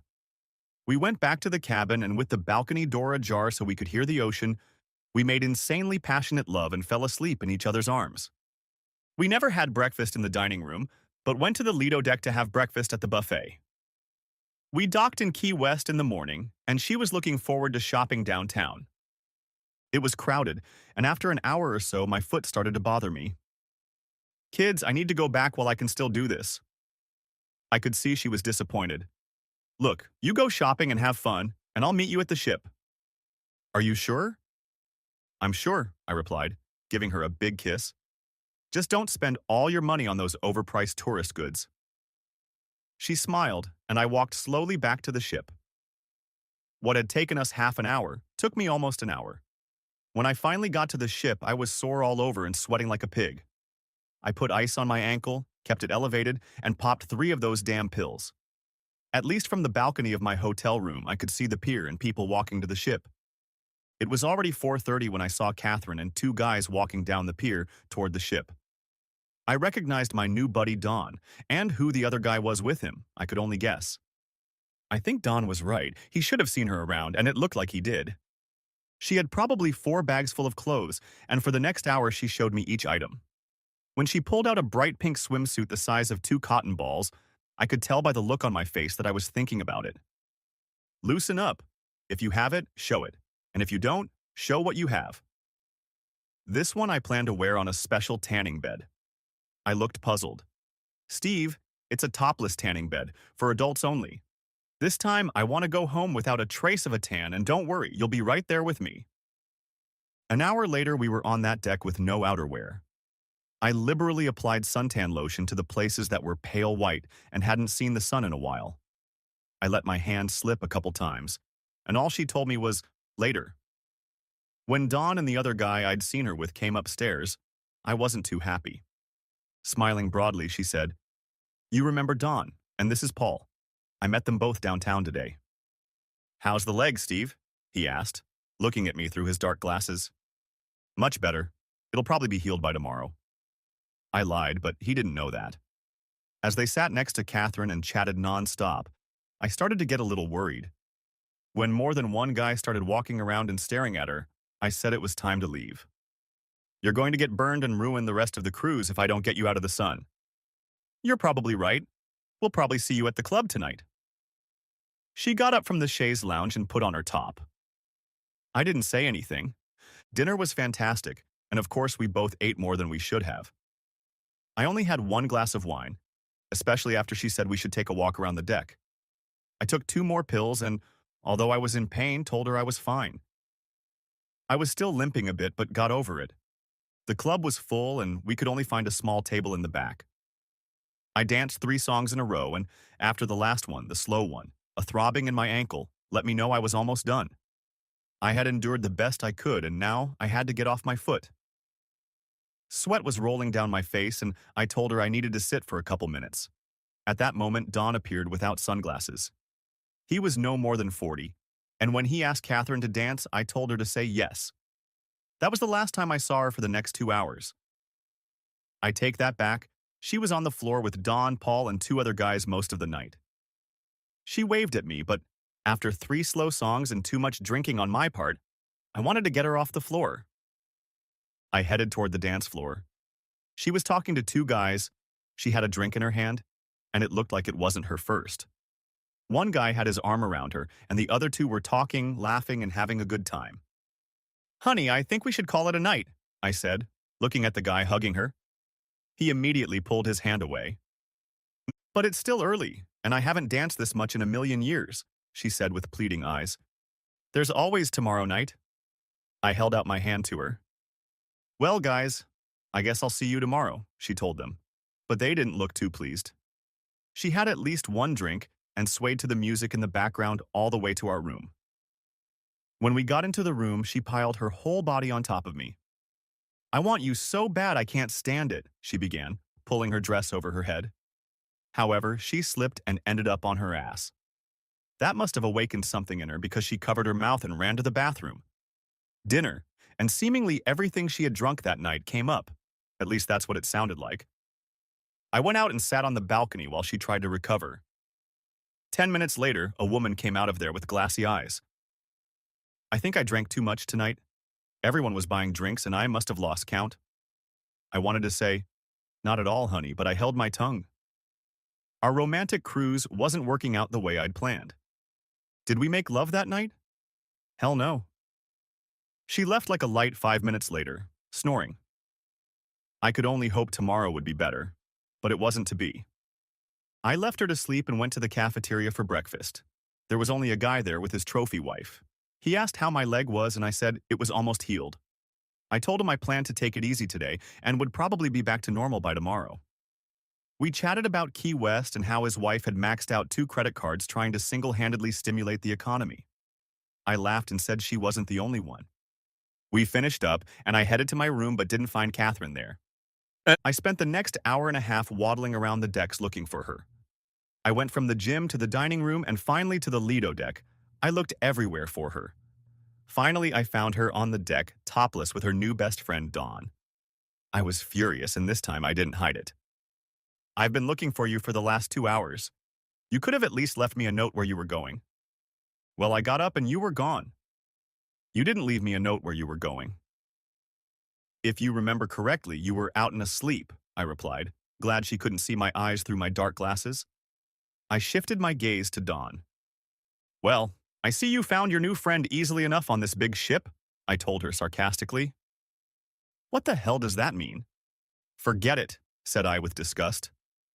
"Maybe I should leave," Dawn said, about to get up. "You don't need to leave. Steve's just being a jerk. Get back in your seat." "That's right, Dawn. Sit back down." "If you need me, I'll be somewhere on the ship," I said sardonically, and walked away. She said something to me, but I was already halfway down the stairs and didn't hear. There really was a lot going on aboard the ship. Afternoon dance classes, auctions, gambling lessons, not to mention pool parties and games on the Lido deck. At the gym, I settled on the stationary bike, hoping it wouldn't hurt my ankle too much. It was pretty boring looking at the water across the bow of the ship, so I decided to sneak into the dry sauna and ended up in the hot tub with 4 other people. The hot water made my leg feel much better, but I was starting to get annoyed with Catherine. I returned to our room shortly after 4 o'clock. She wasn't there, and it looked like she hadn't been back since she left early that morning. I changed clothes and spent the next 2 hours at the art auction. You'd be surprised at the prices people pay for what I thought was junk. I guess when you're on vacation, you sometimes let your guard down, but not me. I got back to our cabin shortly before 7 and hit a hornet's nest. "Where the hell have you been? I've been all over the ship looking for you," she screamed at me. Where had I heard those words today?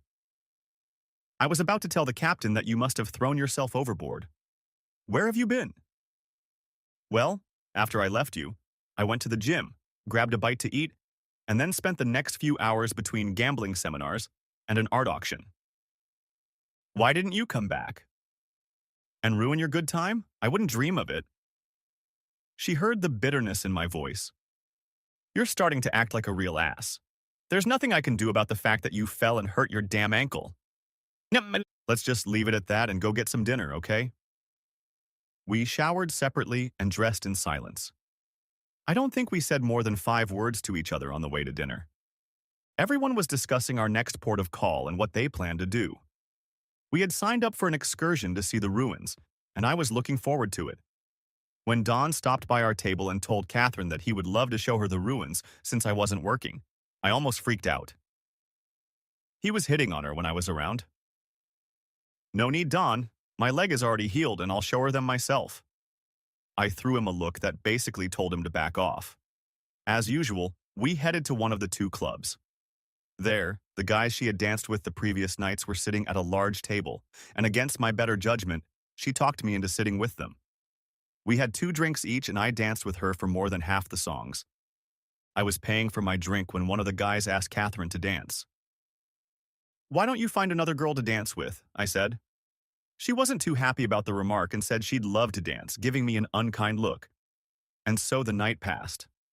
An hour later, when another smiling guy asked her to dance, I told him to back off in exactly these terms. "Steve, what's wrong with you? Why are you acting like this?" If she didn't already know the obvious, my answer to her question wouldn't change anything. I seemed to lose my temper and held out my room card to him. "Here's my room key. You can have it too," I said loudly to the surprised group at our table. "Just don't forget to wash it when you're done with it. Have fun, guys, because I'm out of here." At this point, they were all catching flies. I was halfway to the exit when an excited Catherine caught up with me. "What the hell is your problem, Steve? The way you're acting, I'd think you were my father." "No, not your father, but I was at least hoping your lover was. Go back to your toys and leave me alone. Looks like this cruise wasn't such a good idea. Stay here and let me go back for my stuff so we can talk." "About what?" "Remember when you said you had bad cruises with your ex because all he did was hit on this and that woman? Now I think I know how you felt." I continued to walk away, hearing her yelling at me to wait for her to come back. One woman had already ripped my heart out. I wasn't about to give that chance to another. I sat at the bar outside the casino for the next 2 hours. After that, I went into the casino where I blew a couple hundred. It just wasn't my night. After that, I went up to the upper deck and, with a deuce in each hand, continued the blitz. In all my years of drinking, I'd never once passed out, but that night it happened. I woke up with a throbbing head. My mouth felt like shit and I fought the urge to open my eyes. The only thing I noticed was that someone had thrown a blanket over me. Very cautiously, I opened my eyes. I had no idea what time it was, but I knew from my senses that I was alive. Dead people weren't supposed to be in this much pain. I pulled myself up into a sitting position and rubbed my eyes, finally glancing at the clock. 7:30. And then I saw her. She was still asleep in the chaise lounge next to mine under a blanket. I looked at her, remembered last night, and shuddered.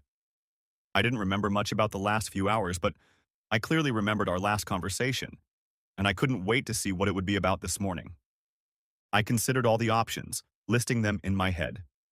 Get another room, pack up and leave on today's flight, or just endure the last 4 days together. But the last option didn't appeal to me much. When she hissed, I didn't have time to think about the other options anymore. "Are you alive?" "Determine if I'm alive. I'm upright, breathing, but I'm hungover as hell besides, I'm not sure." "I waited for you in our room, and when you didn't return by 12, I called 2 stewards to help me find you. I was frightened because it seemed to me that you weren't even breathing when we found you. They said you had passed out and brought me a couple of blankets. Don't you ever do that again, do you hear me?"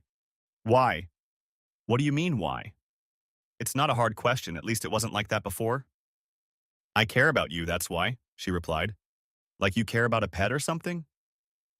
"I think you're still drunk because you're missing the point. Catherine, what are we? We used to be lovers and I thought we were much more, but after 3 days on this cruise I'm not so sure anymore. I'm too old to play cat and mouse. I've told you how I feel more than once, and if you don't feel the same way, well, fine. Life is too short for me to pine for some woman who doesn't reciprocate my feelings. I think it's wise if we break up now, and that way we can remain friends before something else happens between us and I get angry like I did last night." "Are you sure that first day you fell you only bruised your ankle and not your head? I love you, how can you doubt that? I'm not the kind of girl who jumps into bed with the first guy she meets in case you haven't noticed. I know. But the last few nights you've been ignoring me because of your new hangout. I meant it when I said I understood how you felt when your husband was hitting on all those women. You've been hit on by 4 or 5 guys in the last 3 days in case you hadn't noticed. I realized one thing about myself. I'm a very selfish and jealous lover. Steve, there are 6 of them, and you don't have to worry about any of them. Please don't talk to me like I'm some naive child. I've seen you. Now she was laughing and looking at me. I don't think it's very funny, I said, getting angry again.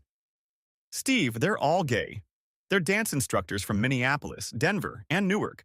And in case you haven't noticed, there are 10 other couples in there along with them. Gays? Yes, gay. Don put this little group together, and he wasn't looking at me. He was probably looking at you. She started laughing again. You can imagine their surprise at your little outburst last night. Look, I love you, and I want to be with you, but how we're going to figure that out, I have no idea. So if you'll stop being mad at me, I know something we haven't done since we've been on this damn boat, and I'm going to change that right now. We walked past the ruins and spent the rest of the day in our cabin. I can confirm that one of those little showers can fit 2 people, but the bathroom flooded with water. By the time we were getting dressed for dinner, we were completely out of clean towels. And that night at dinner, she was wearing a dress that hid almost nothing, and everyone, and I mean everyone, the men in the dining room looked over at her as she walked by. When she smiled and whispered that she wasn't wearing any underwear, I quickly groped her to check. She spread her legs slightly, and I felt her warm, bald bump. I got a hard-on. The food was great, as usual, and the conversation was lively until we got to dessert, at which point I got down to business. She turned her head to speak to the woman next to her, and on her empty plate I placed the ring box. To my horror, when she turned around, Catherine didn't even notice it, but almost everyone else at our table did. I tried to contain my excitement. As the desserts began to be brought out, she finally lowered her gaze to her plate. I tried not to look at her as she opened the ring box and freaked out. She grabbed me, kissed me, and jumped into my lap. I picked her up, got down on one knee, and proposed. She wept. Yes, yes, hell yes, came out of her mouth. Everyone at our table and all the tables around us started clapping and congratulating us. Someone ordered a couple bottles of champagne, and we closed the dining room. She kept her eyes on the ring. It was white gold, just over 3/4 of a carat, and it was decorated with baguettes on both sides. As we passed the club, she told me to wait there for 1 minute. 6 loud and crazy guys came running out, talking all at once, and started shaking my hand. You're lucky, you know that? Each of them said to me. I agreed and apologized for my outburst the night before. By the time we left, we were all friends again. Nevertheless, we talked until the wee hours of the morning about the who, what, where, when, and why of our relationship and life together. Since we were going to do this, we had a lot of details to work out. That morning, we skipped breakfast again. In shorts, t-shirts, and flip-flops, we headed to the Lido deck to get breakfast. We ate inside, and even though we were seated in a corner booth, more than one person came up and congratulated us on our engagement. Why don't we both quit our jobs and live for love? I suggested. Suggested I. We could do that if we were in our 20s, but it would be a little difficult now. We decided that we both wanted to be as close to the beach as possible, but the condo option didn't suit either of us. We might not be able to get exactly what we wanted, but basically it wouldn't take much for the 2 of us.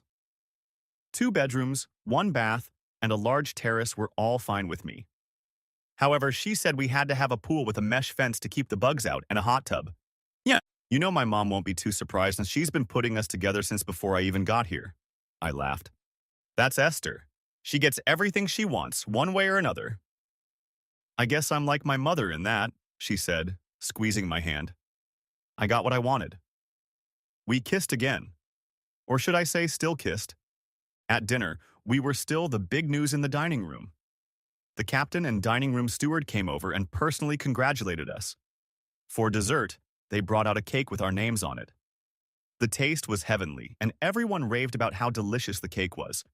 We shared what was left over with a neighboring table, and one couple said they were going to remarry if we could get another cake just as delicious. We spent the last 2 days devouring each other. Catherine was scheduled to fly home the morning after we returned, and I was scheduled to leave for work Monday morning. We wouldn't have any more time together. I was in no hurry to leave the ship. We picked up our luggage, loaded up, and within an hour we were on our way. Our hands never left each other's sides. I pulled up to Esther's house shortly after 1 o'clock, and it looked like they were waiting for us because they were sitting in the living room just talking. "How's it going?" "We broke up, Mom. We decided that neither of us could handle a long-distance affair without going crazy. Maybe in a couple years we'll think about it again," she said before bursting into laughter and running up to her mother to show her the ring. Lucy only smiled. We ate a light lunch because after eating everything that wasn't stocked on the cruise, I would have to lose a couple pounds. She recounted the events of our cruise, including my little outburst to her new gay friends. "Steve, I'm surprised you didn't flog them," Esther exclaimed. "My husband would have. There's no way he would have put up with the crap she put you through. Now the big question is, when should I plan the wedding?" We looked at each other. "Mom, that's the $10,000 question. We still haven't even decided how and where we're going to live, let alone get married." "Well, I'm not getting any younger, and won't you feel like I'm going to die before you get married? I don't see what the big deal is. It's not like we're going to invite 1,000,000 people. Steve has a couple kids and a few friends, and your whole family's here. I'm guessing 50 people, no more, and heck, we can set it up here at the house if you want." That wasn't a bad idea, I thought to myself. A wedding this weekend, and then we could always go on our honeymoon, just not on a cruise. This time, no one, gay or straight, was to come within 10 feet of my bride. We spent the night in bed discussing just that.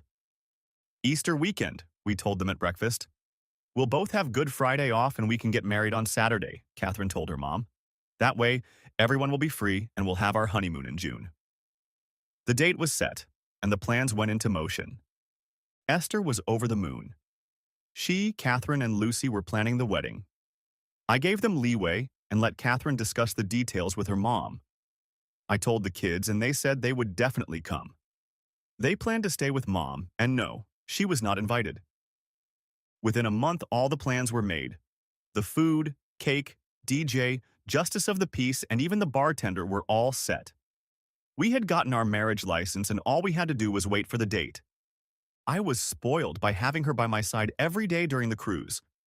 Looking at each other on the computer screen was okay, but not like the real thing. 3 weekends later, I did sneak over to her place to surprise her when she got home from work. We spent the weekend in bed and lived a life of love. Pizza Hut pizza, beer, and wine. I counted down the days. Esther was like the old Esther, full of rage and vinegar, taking no prisoners. We went out to the town square, and she didn't fail to let everyone and anyone know that her daughter was marrying a real handsome and top guy on 2 damn legs, Mo, as she put it. Sarah never once came up to congratulate me. I think the reason was obvious. The closer we got to the wedding, the more tired Esther looked.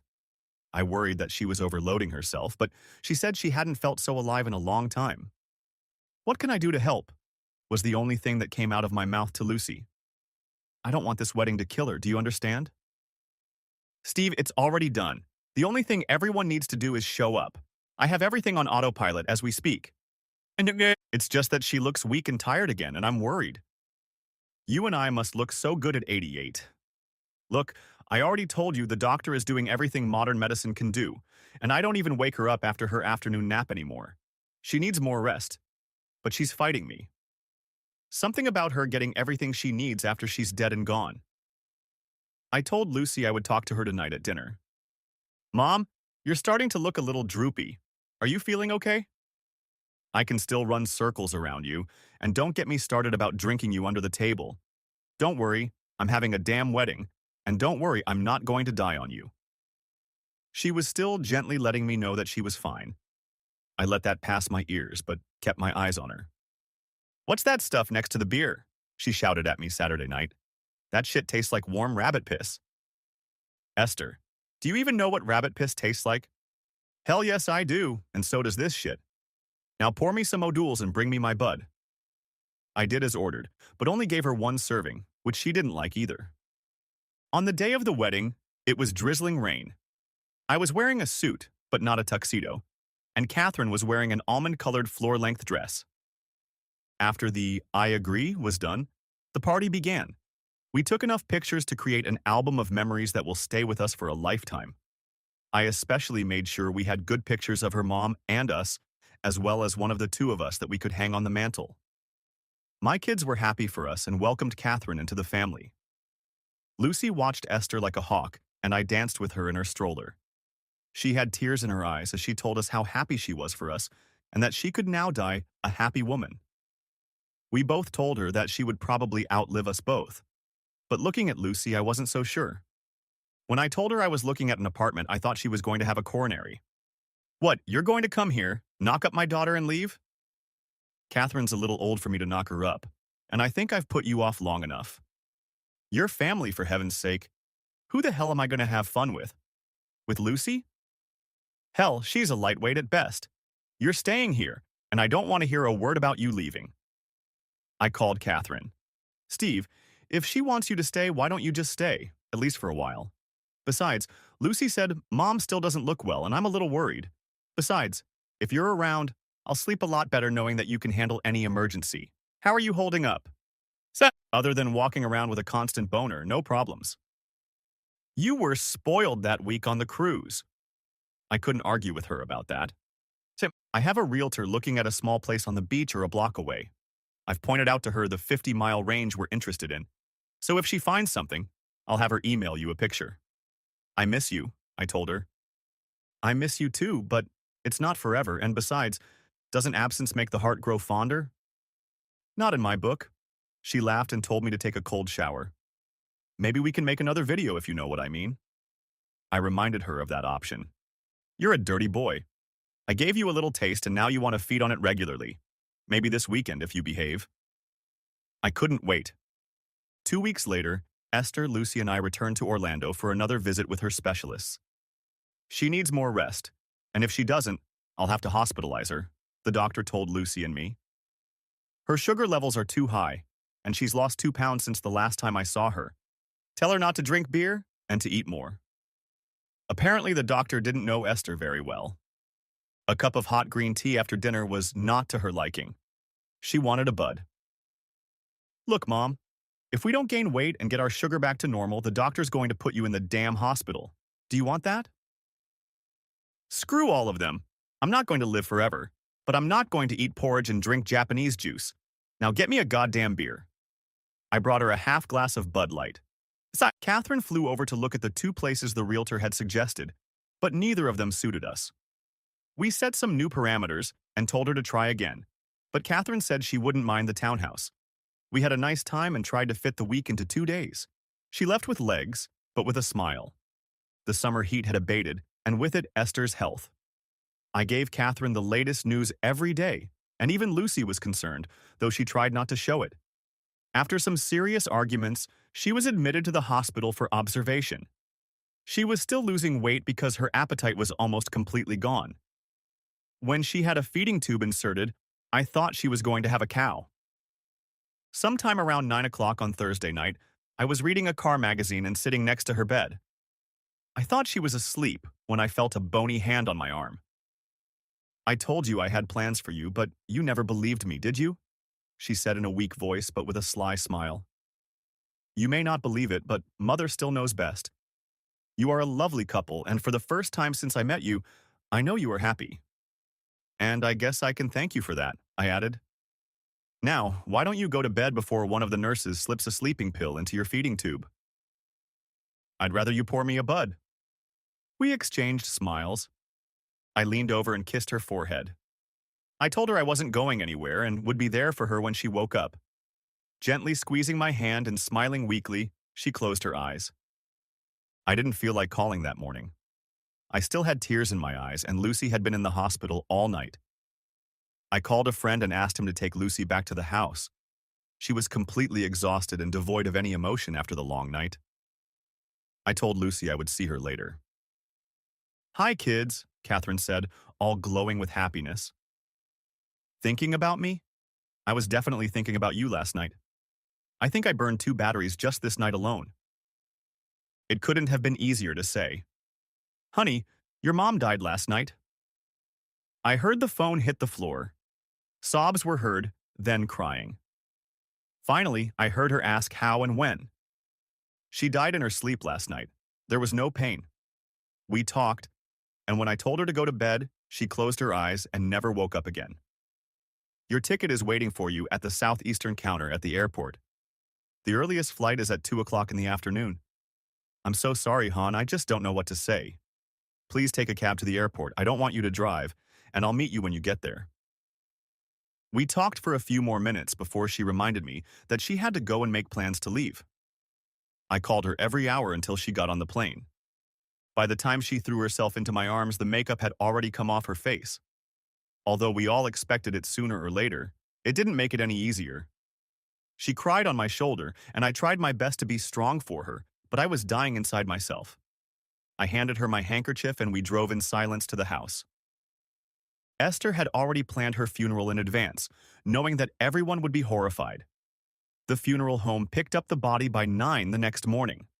We were told that Catherine would be able to see her mother the next morning, but please call first. Lucy showed me the contents of the large manila envelope Esther had given her just in case.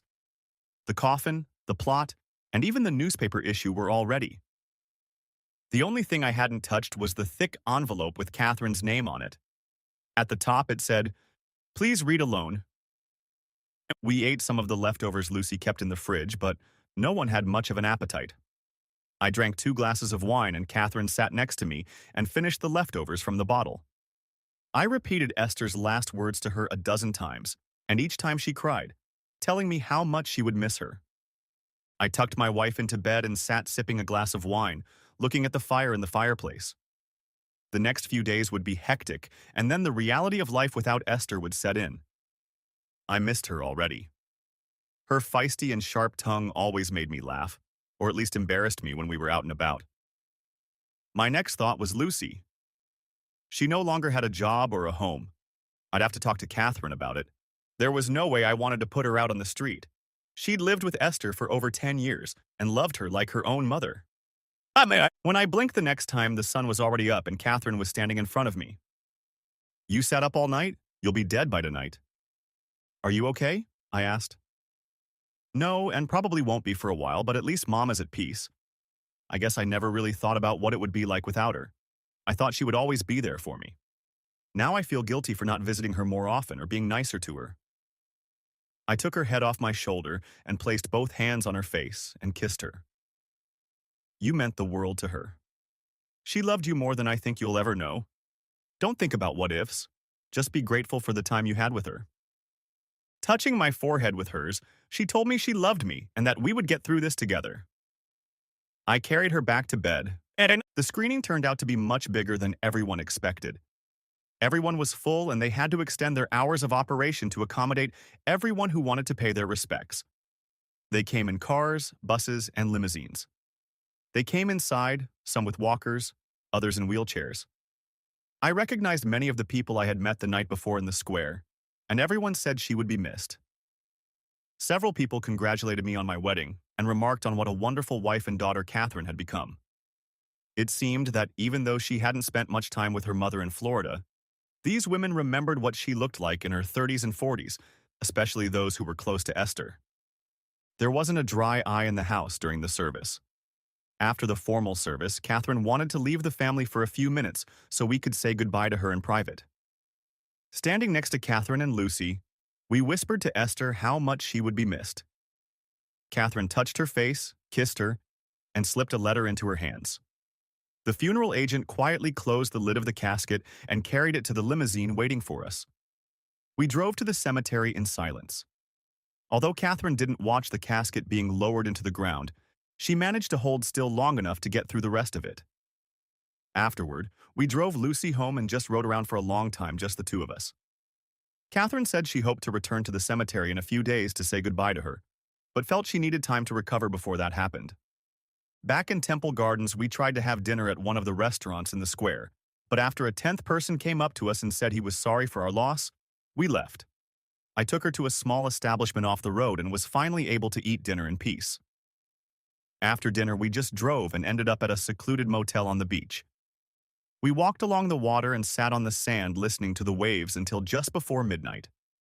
There was an emptiness in her that I tried my hardest to fill, but I knew only time could do that. I let her sleep, found a little restaurant on the road, and brought her breakfast. She had hardly eaten anything, and I hoped that this morning I would be able to get her to eat at least a little. "Good morning, Mrs. Moore," I said, kissing her nose. "I've been cooking for hours, so you should at least try to eat something this morning." I made coffee and bagels while she cooked bacon. I was a little hungry that morning, and it looked like she was too, which was a good sign. "Steve, I want to go visit Mom's grave after breakfast, if that's okay with you." "No problem, and I think it would be fun if we stopped by the storage unit, picked up my Mustang, and took it for a ride afterward. Maybe I'll even let you drive it." "Steve, why don't you just take it out of the damn storage unit and leave it in the house once and for all? It's stupid to take it every other month for a drive. A car like that is meant to be driven. If it were mine, I'd drive it to and from work every day." "Kids, it's a classic and I don't want to put miles on it. Someday it'll be worth a penny. That's if it doesn't have a bunch of miles on it." I think my words went in one ear, and out of the other she told me, "Whatever you say." In the cemetery we cried. It was still too wet, and it would take a long time for the pain to heal. I hugged her, told her how much I loved her, and that I would do everything in my power to make her feel whole again. "You really do love me, don't you?" she asked. "It's not just lust or that I'm filling the gap left by your ex-wife. You love me for who I am." Remember these words, "in sickness and in health, until death do us part"? I meant every word. I kissed her moist, salty lips. She hugged me and smiled, and I finally got rid of my doubts, if she had any. "Did you know my mom really liked you?" she said, driving my Mustang back from the cemetery while I grimaced and watched the road until we pulled into the driveway 10 minutes later and continued our conversation in our bedroom. "Like I said, Mom really liked you," she said, putting on something more comfortable that she could lounge around the house in. "I know that, and I loved her too." "No, I mean she really, really liked you. In her eyes, you walked on water. You must have made one hell of a first impression on her. She said you were the most loving and devoted man she'd ever met, aside from my father, and that's saying something." I thought back to the first couple times we'd met, and other than buying her a beer or chatting with her about nonsense, there hadn't been much to our encounters. She said that after you found out about your wife cheating on you, she came up with this scheme to set you and me up. When did all this happen? I think between the time you left your wife and the time she planned the trip for me to come here. Why that little shit? She planned everything, right down to what rooms we would be staying in. Steve, she knew I like to swim at night and that you do too. I just didn't realize you were doing it in the cafeteria. Disappointed? Not at all, she said, squeezing my hand. You never told me you told her you were going to propose to me on the cruise. It was our little secret. I felt I owed it to her after all. You were her only daughter, and I respected her enough to tell her beforehand. Well, that, I suppose, cemented it in her eyes at any rate. And did she tell you that if you refused, she would set me up with 100 lonely widows she knows? I told her as I tell you now, in your dreams. You are mine, and I do not share. You can't imagine how good that makes me feel. I don't know what arrangements your mom has made for Lucy, but I'd like to do something for her. I've got some money stashed away, and I'd like to create a sort of nest egg for her, so to speak. She wasn't just a nanny or caregiver for your mom. She really cared for her. I hoped I wasn't stepping on anyone's toes or out of line. Mom was right. You really are a good person. That's what she liked about you. You really care about others and are willing to reach into your own pocket to help someone you never met until a year and a half ago. You're really something, you know that? Well, what do you think? She won't end up on Easy Street, but she won't have to take care of anyone else unless she wants to. I waited. My mom already took care of Lucy. She won't have to worry about anything else. Mr. Moore, have I ever told you how much I love you? Not often, but I'll work on you until you get there. Now, the hard part is us, she said in a serious tone. Before you say a word, I have a crazy idea I want to discuss with you. With half the value of my house, pension, and what I'll be getting at 62, I'm thinking of quitting my job at 62 and moving up north with you. I know it's a long way off, but that way we'll be close to each other and won't have to worry about when and how we'll be together. I know I can find something to do up north that will fill my days and bring in a few dollars. In the meantime, we can look for a place to vacation here at the beach. What do you say? You hate cold weather. I love you more than the cold, and eventually we'll have all these cool nights to keep each other warm. What do you say? I hate it. You're going to be miserable up north, and the only reason you're doing this is because of me. That way I can keep my job and you can quit yours. Honey, we'd be together. I can't bear the thought of you not being with me all the time. It's a small price to pay for our happiness. Okay, how about this? I'll tender my resignation from my job and move here to my mom's house. That way we'll be warm all the time, and more importantly, we'll be together. I like your idea a lot better, and I think even if you don't work, we can manage. I don't know how much your mom still owes on that apartment, but it can't be that terribly much. I kissed her and started to smile in a friendly way. Let's celebrate. Not so fast, kid. We still have one thing to discuss that most newly married couples tend to worry about. I propose that we pool our money and take responsibility for paying the bills and managing our money. I do this for a living and probably have a much better understanding of it than you do. Okay, that was easy. Now can we fool around? Don't you have any questions? Don't you want to know how much I make a month? Don't you feel that when I dispose of you like this, you become less of a man? I love and trust you infinitely. I know you'll never let me down. Just don't yell at me if I go over budget. She looked at me and laughed. That went a lot easier than I thought it would. We made love, and this time I made her scream. I counted 3 climaxes, which was a new record for me, or at least the best in the last 10 years. I was panting, and Catherine was flushed and fanning herself while we both enjoyed the aftertaste. Wow, if this is how you act when I take over, I'm going to have to do it more often. You don't have to take on anything. I want you with me, and that, my wife, is worth everything I have. Are you sure about that? Yes, no doubt about it. Good, but it's going to take me more than a few days to get rid of $22 million. She gave me a big shit-eating grin. What did you say? 22 what? Millions. My mom left me a trust fund, and there's a little over 22 in it. Well, then we can give Lucy more than I thought. Steve, she doesn't need our money. Mom left her $2 million in a new apartment. Steve, I realized a long time ago what kind of man you are. I just didn't want to step on your manhood without asking you.